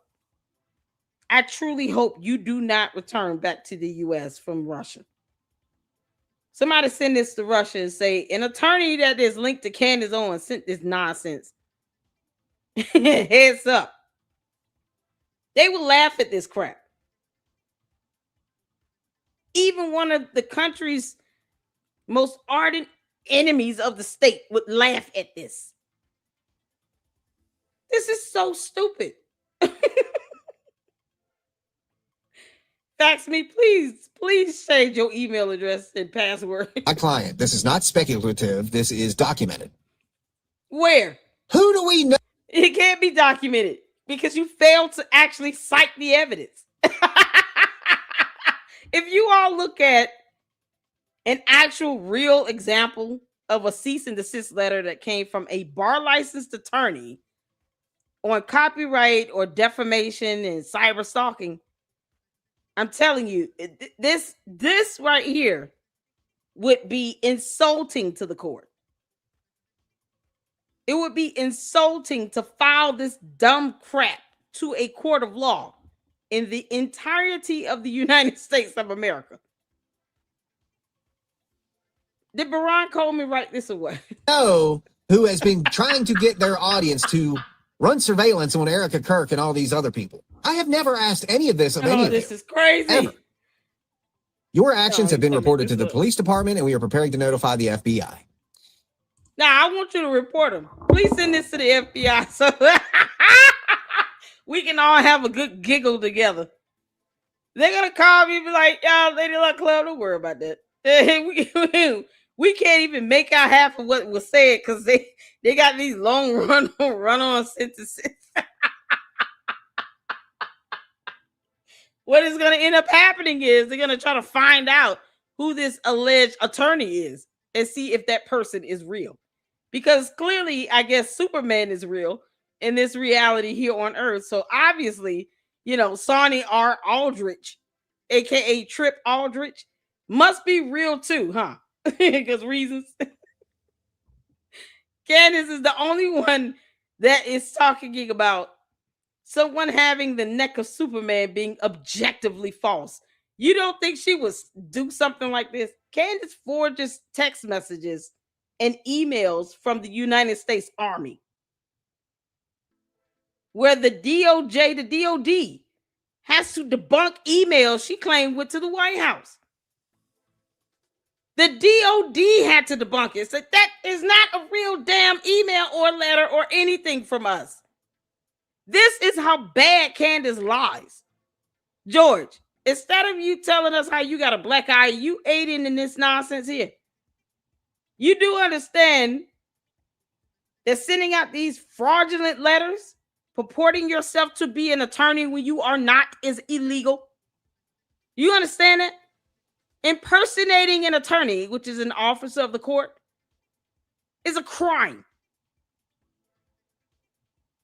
And to this extent, it would be a felony. George, you want to keep playing games with Candace, or you going to tell her to make you a sandwich and go sit the hell down somewhere? How far are they willing to go with this dumb crap? It is out of concern for client safety that we demand that you immediately take down any videos which reveal client's address and location. I've never posted that. I have never posted that information. Once again, that would be a privacy complaint you will file through YouTube for a YouTube video showing an address. Not this nonsense buffoonery here. The Prince of Zamunda. Rafiki out here playing around with coconuts and shells and whatever he used to rub that line across the Lion King's head. Rafiki was high when he wrote this letter. Fuck you. Beyond the imminent danger your irresponsible conduct has placed the client's family in, we must now focus on the other aspects of your attack. Rafiki, you continue to produce offensive video content which defames my client, claiming, among other things, that I'm not allowed to read that part. Engages in, engages in, let me get to the other page. It's 2-page cease and desist, guys. Deviant behavior. I'm assuming that means when I'm bringing up Andrew Tate, Harvey Weinstein, stuff like that. It appears you may believe that your actions are protected by the fair use provisions of the United States Copyright Act. It appears? No, that would be obvious. That is my absolute defense.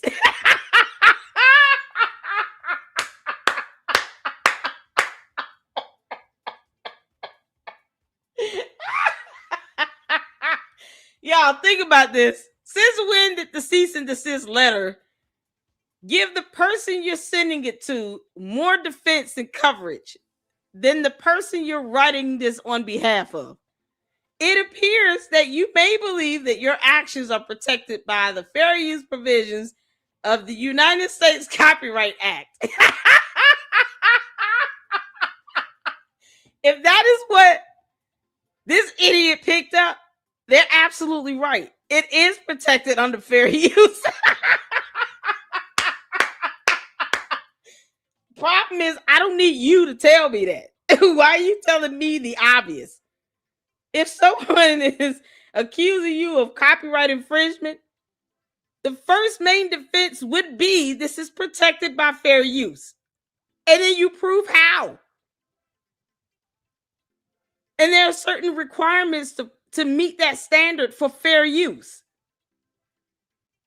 And you got the idiot that's, the scammer that sent this letter to fax me, giving him a defense, acknowledging that this would be protected under fair use. So what are we talking about?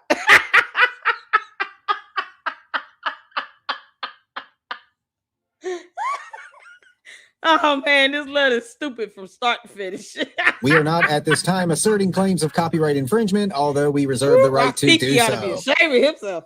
Rather, you are defaming my client and violating, among other statutes. And I'm not allowed to read the statutes because apparently that's acknowledging the statutes, which protects an individual's name, image, voice, and digital recreation. Be advised that this law provides for recovery of substantial monetary damages.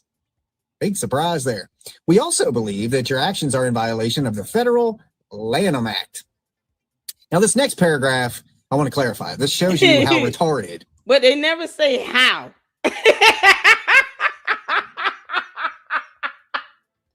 Y'all, a cease and desist letter should be kind of like a roadmap, a summarized roadmap of the lawsuit itself. It should give background, facts, and information, give evidence that you have and citate that evidence properly or cite it properly. If you have case law or state level or federal statute codes, you have to cite that properly. It's a summarized roadmap to a lawsuit because it's the step you're taking before you sue the crap out of somebody. If you can't even manage to put in the video evidence of where I made a statement from it, or cite the law and how I'm violating it, what do you think that actual lawsuit complaint is going to read like? What do you think is going to be in it? Oftentimes, that's what happens. The federal complaint, or the lawsuit complaint, rather, if there is a cease and desist letter that was sent before that, then the actual lawsuit complaint itself is a more in-depth version of the cease and desist letter. And mind you, a cease and desist letter can be sent by anyone. You don't have to be an attorney to send a cease and desist letter to someone. But you definitely need to be able to provide evidence. If you're accusing them of violating federal laws, you need to say how. They just said, we believe you're also violating the Lanham Act. What do you mean? How? You have to lay that out. I mean, they might as well accuse him of violating the Anti-Discrimination Act of 1964. What are we talking about? They can say he violated any federal law. But if they can't show how that's being done and supply the evidence to support it, we don't care, and this is a scam. You can't make this up, man. This client is. Okay, there was an Instagram account that a factivist pointed out to me and said, hey, is this you? Somebody had made a fake Fax Me account. They were taking my videos, content, rebranding it. Oh, my God.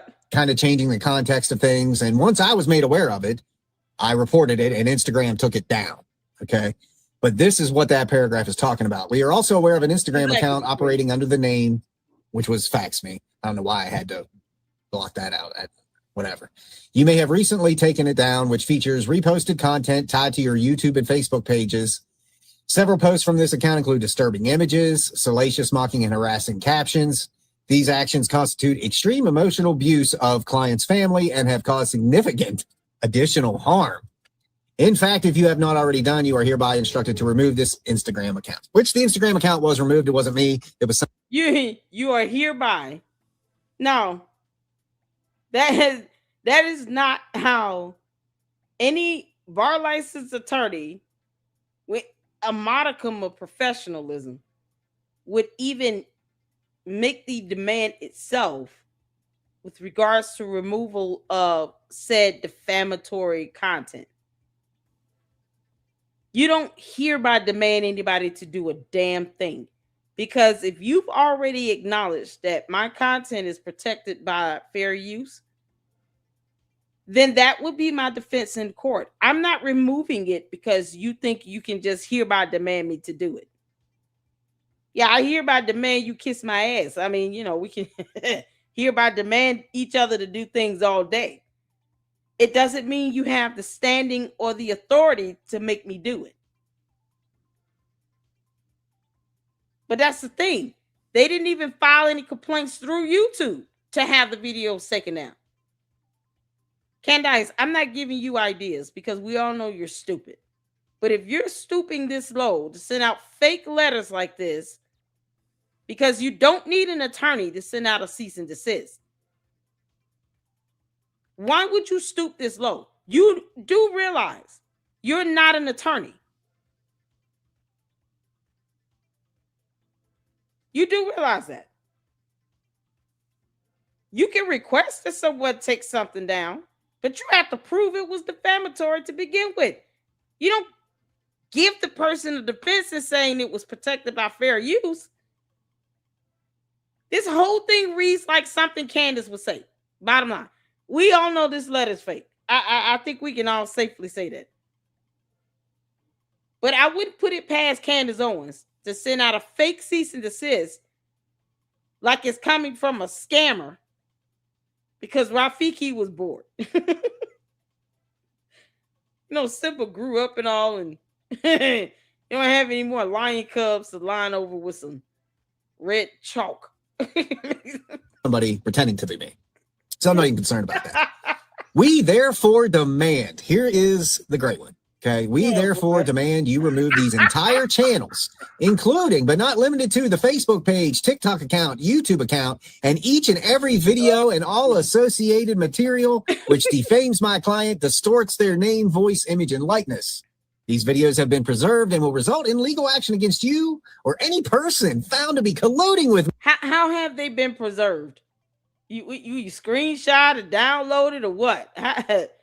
Why would you want me to take it down if you preserved it? Wouldn't you want me to just keep it where it is so that the judge and jury can see it? Which videos are we talking about again? God, you're talking about videos being preserved, but you didn't tell me which ones. Y'all, this letter is so stupid. I'm losing brain cells. We almost done. Me, especially if you fail to comply with these demands. If I fail to comply with these demands. So they want me to wipe fax me off the face of the earth. Hell no. Oh, okay. I'm a godly man. But you know what you can go do? Fax me isn't going anywhere. And you can take this cease and desist after I wipe my ass with it. And I want you to shove it in your mouth and down your throat and swallow it. Because that is about as close as you are ever going to get to beating me. Okay? I know, right? I want you to take this cease and desist. After I wipe my ass with it, I am going to mail it back. And I want to see on video you eat it. That's not a threat. That's just a request. Now, I hear about if you have any questions, and if you're just asking questions, please let me know. I am not concerned about this. Fax me isn't going anywhere. I'm not taking anything down. I am well within my rights to do everything that I've been doing because everything that I post is factual. So you can't even play that angle. You cannot play defamation. Everything is factual. Parodies are parodies, and that's protected. So eat it. Eat it. This, when I send it to you, because you will be getting it back. And I hope you DNA test it, too, because then that'll actually give you something to use. My cease and desist covered in my shit. That'll give you something to use, right? You wish I would send you that, but that's what I think. Okay. Because that's about all you're worth. Client I can't name. Anyways, moving on, guys. Let's get rid of that negativity and let's talk about this. I think it's amazing. Not because I did it, just I think it's moving. I think it's original.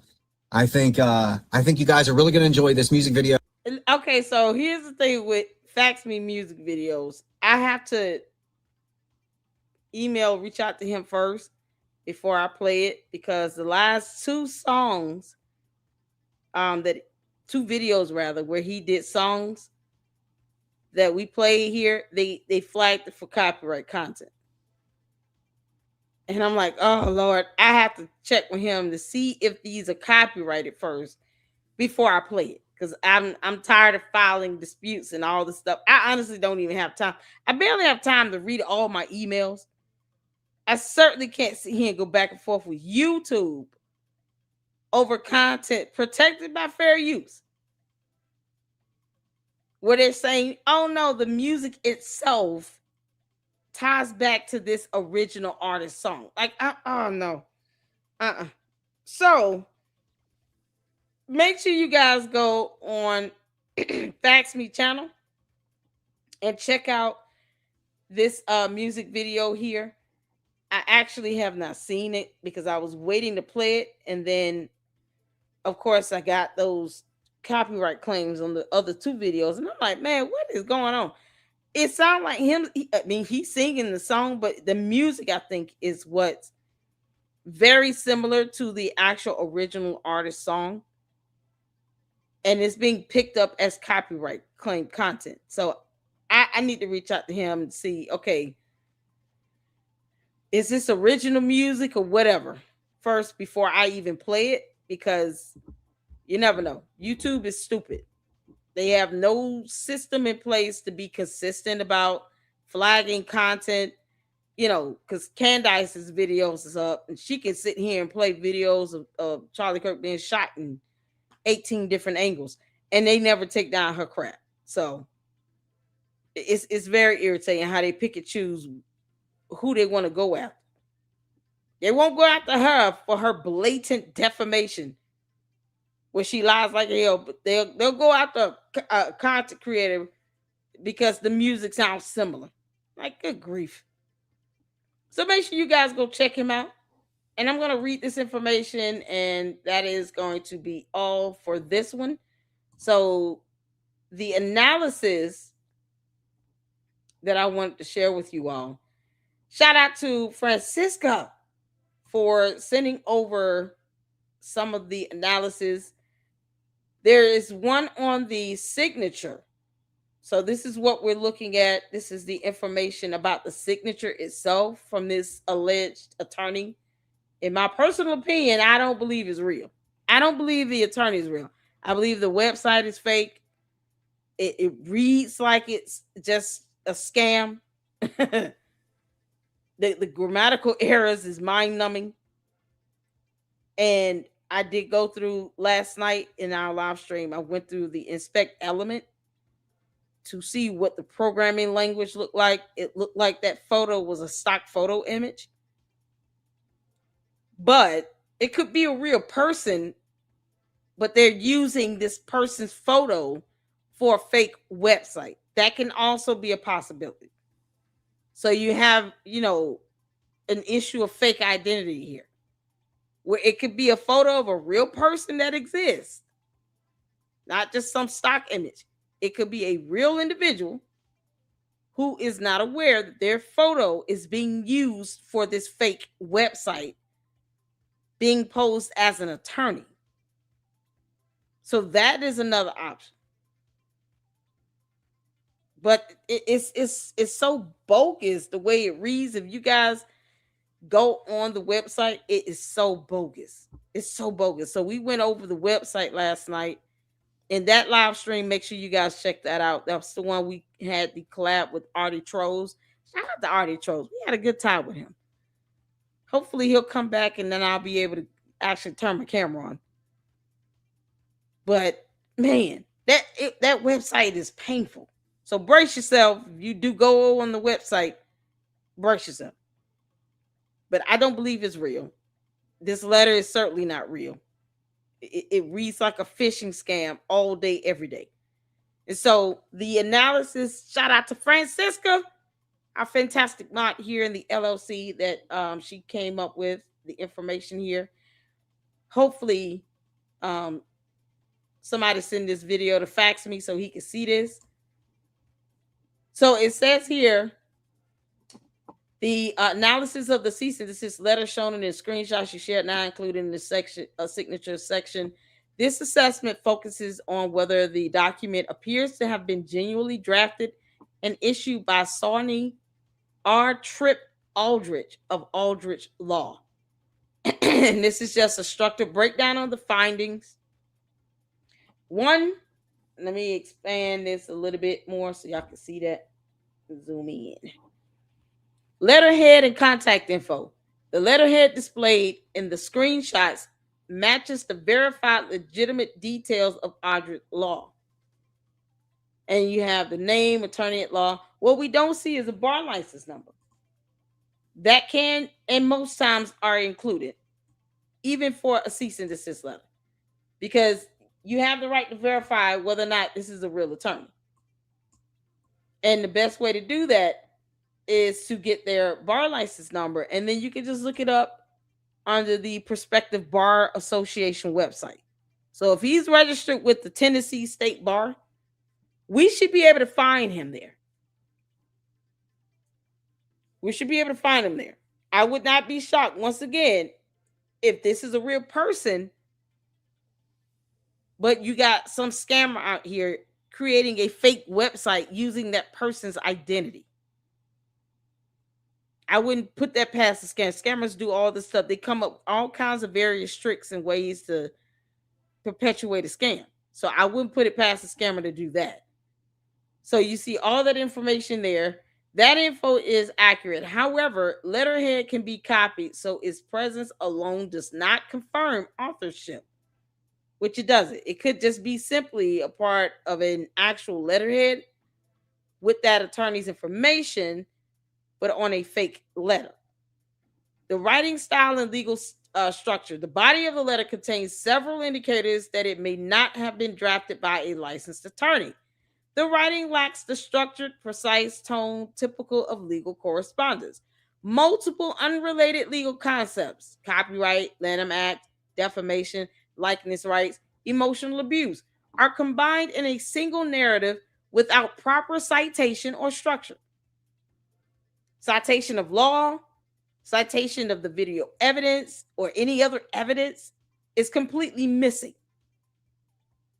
The language resembles text copied from online sources rather than a professionally drafted legal notice. 3, missing professional elements. A genuine cease and desist letter typically includes a bar number. Y'all see that? Candace, this is why you wouldn't be able to pull this bullshit stunt on me.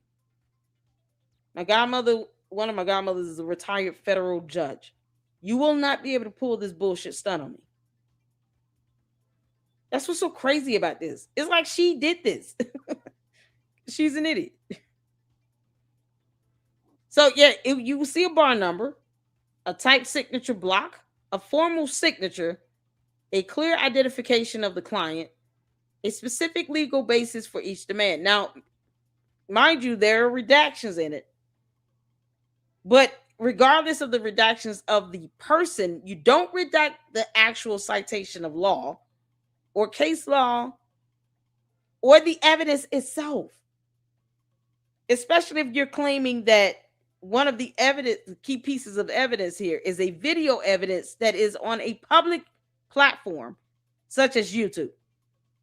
It should not be a problem to actually put in the URL for that YouTube link to the video with the timestamp,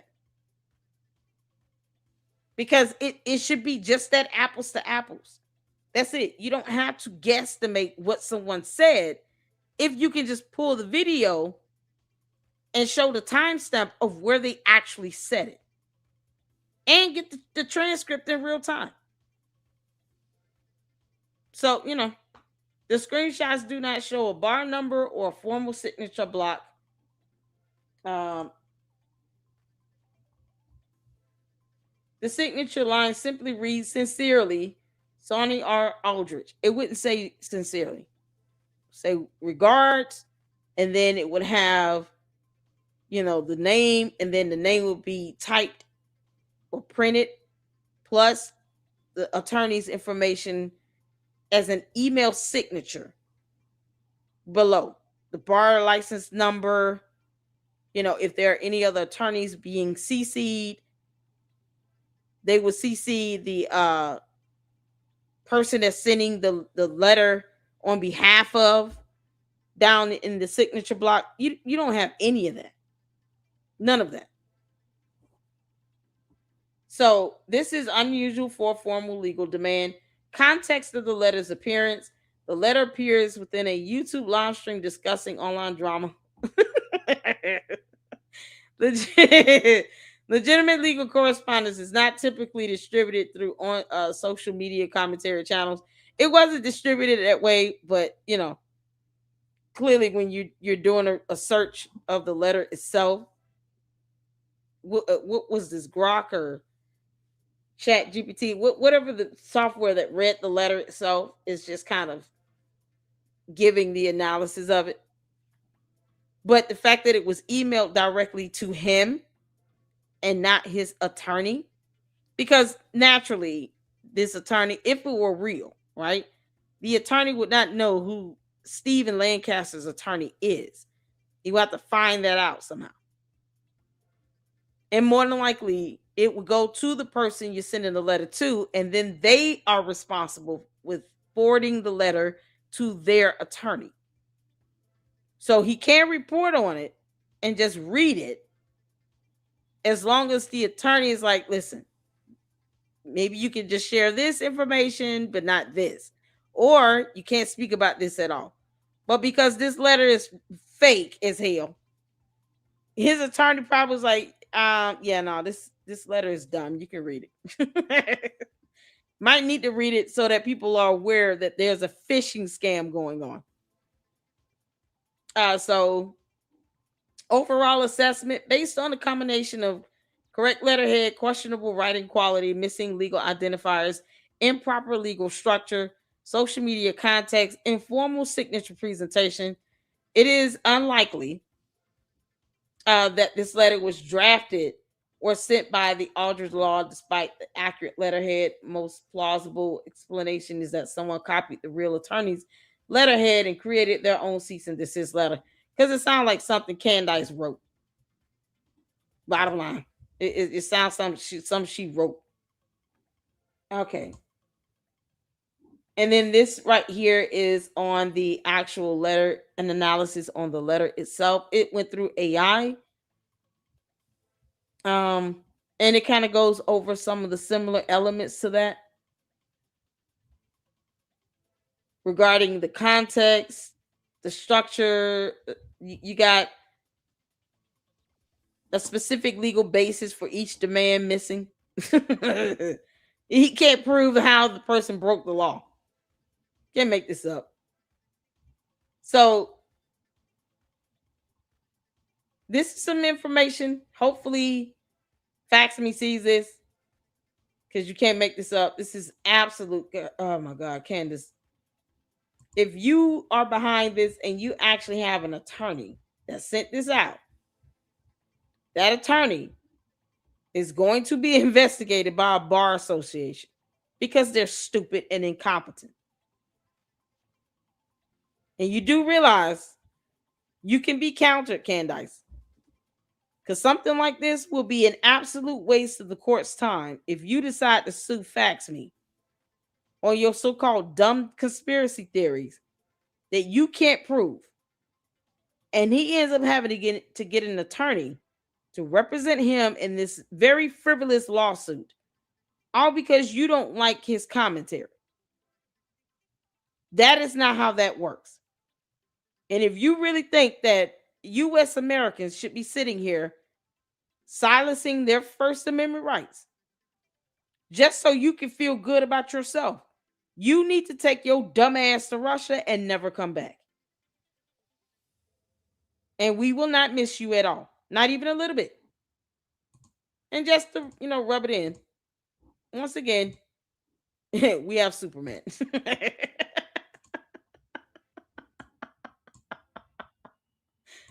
Oh, man. You know what would be awesome? Superman knocking the Penguin the hell out.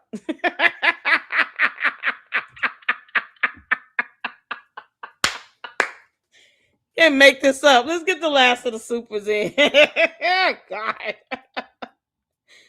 Candace Owens, oh, you have pissed us all off for a lifetime, girl. Ugh.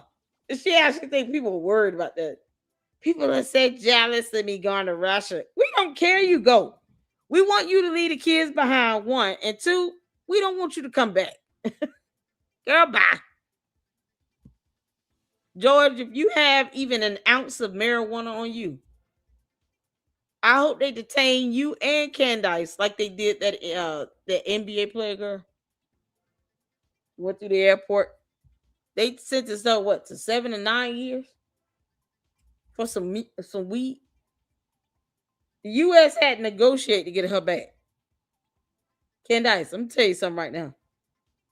There will be a whole petition to prevent the U.S. government from trying to get you back if you get stuck over there. We'll want the kids, but we don't want you. You can stay there. She's all yours, Putin.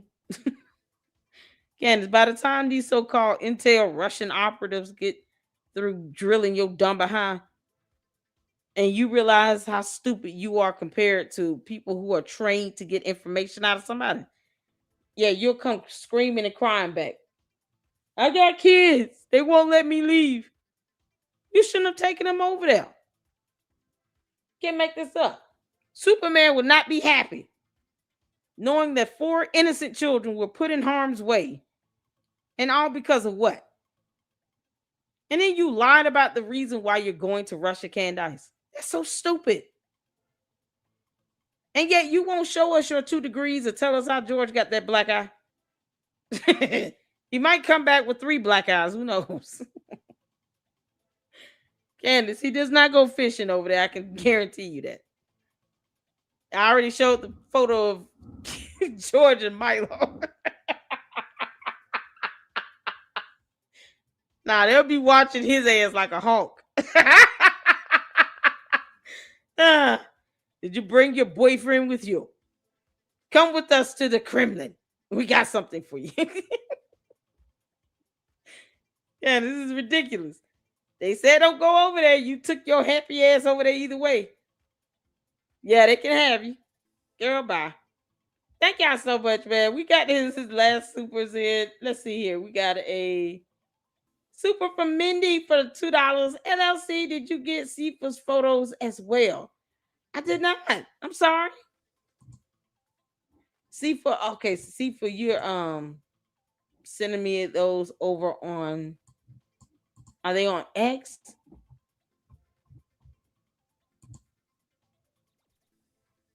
Hold on.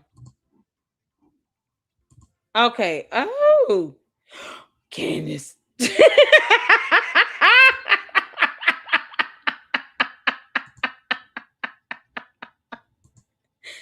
Sifa sent the Russian photo. It's the only one I have so far that I see. Y'all, we're gonna be back in this tomorrow. I'm gonna schedule the next live for tomorrow. Our marathon. Oh, this is priceless. Oh my God, Candace, send this.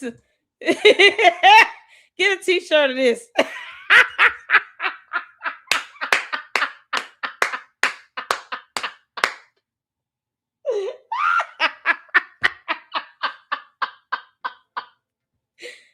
Candace, why don't you put this on a t-shirt?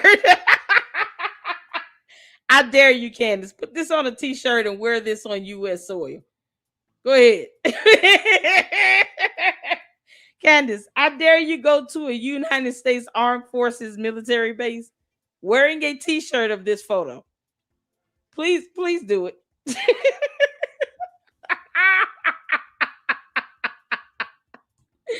He got Candace in bed with Vladimir Putin and this guy. He looked mad.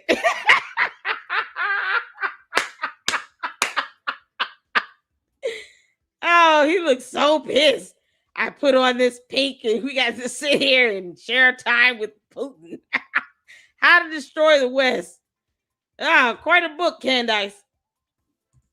Get your traitorous ass. You can't make this up.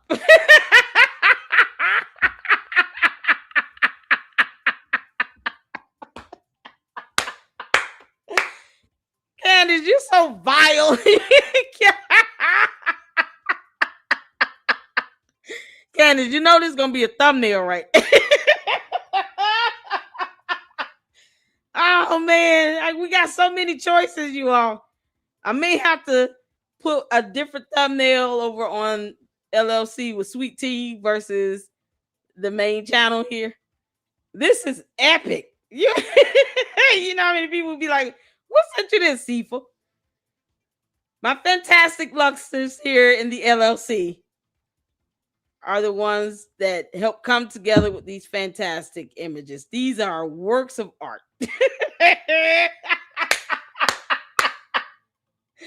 Oh, Candace, put this on a t-shirt, you dumb heifer. She's all yours, boo. All right, y'all. Thank y'all so much for tuning in. We've had fun, boy. We're going at 4 hours. I told y'all to brace yourselves for the long haul. Tomorrow we'll be at it even longer. After Scientology Sunday, it's another Candace Owens marathon. We got that Bride of Candace to watch. I'm excited. And still waiting on Edie Marie. Has Edie Marie posted her new video of our therapy session with Candyland by Capade? I've been waiting on that. I'm gonna have to reach out to her like, girl, where the video at? Nope, I don't see it. Oh man. Oh. Yeah, we're still waiting. I don't see it, but I'm gonna reach out to her and say, hey, where the video? All right, we're ready to get in that good laugh. Plus, I just absolutely love that character. All right, y'all. That's all we got. Thank y'all so much. I appreciate you all. Hit the like button. Make sure you guys hype this video up when it's done. And if you can, leave your comments and thoughts in the comment section below. All right, I do read the comments. I may not get the chance to respond to them all, but I do see them as they come in. The candy asses are still stupid. They're proud to be Cope members, so, whatever. Why don't you all go with her to Russia and don't come back either? Appreciate you guys. I will see you all tomorrow. Tune in and check out the notification. We will have Ami on June 2nd. I'm excited about that. So make sure you guys are prepared for that fantastic collab and show. And we'll go from there. Y'all be good. And until then, Lady Luck Club out. Deuces.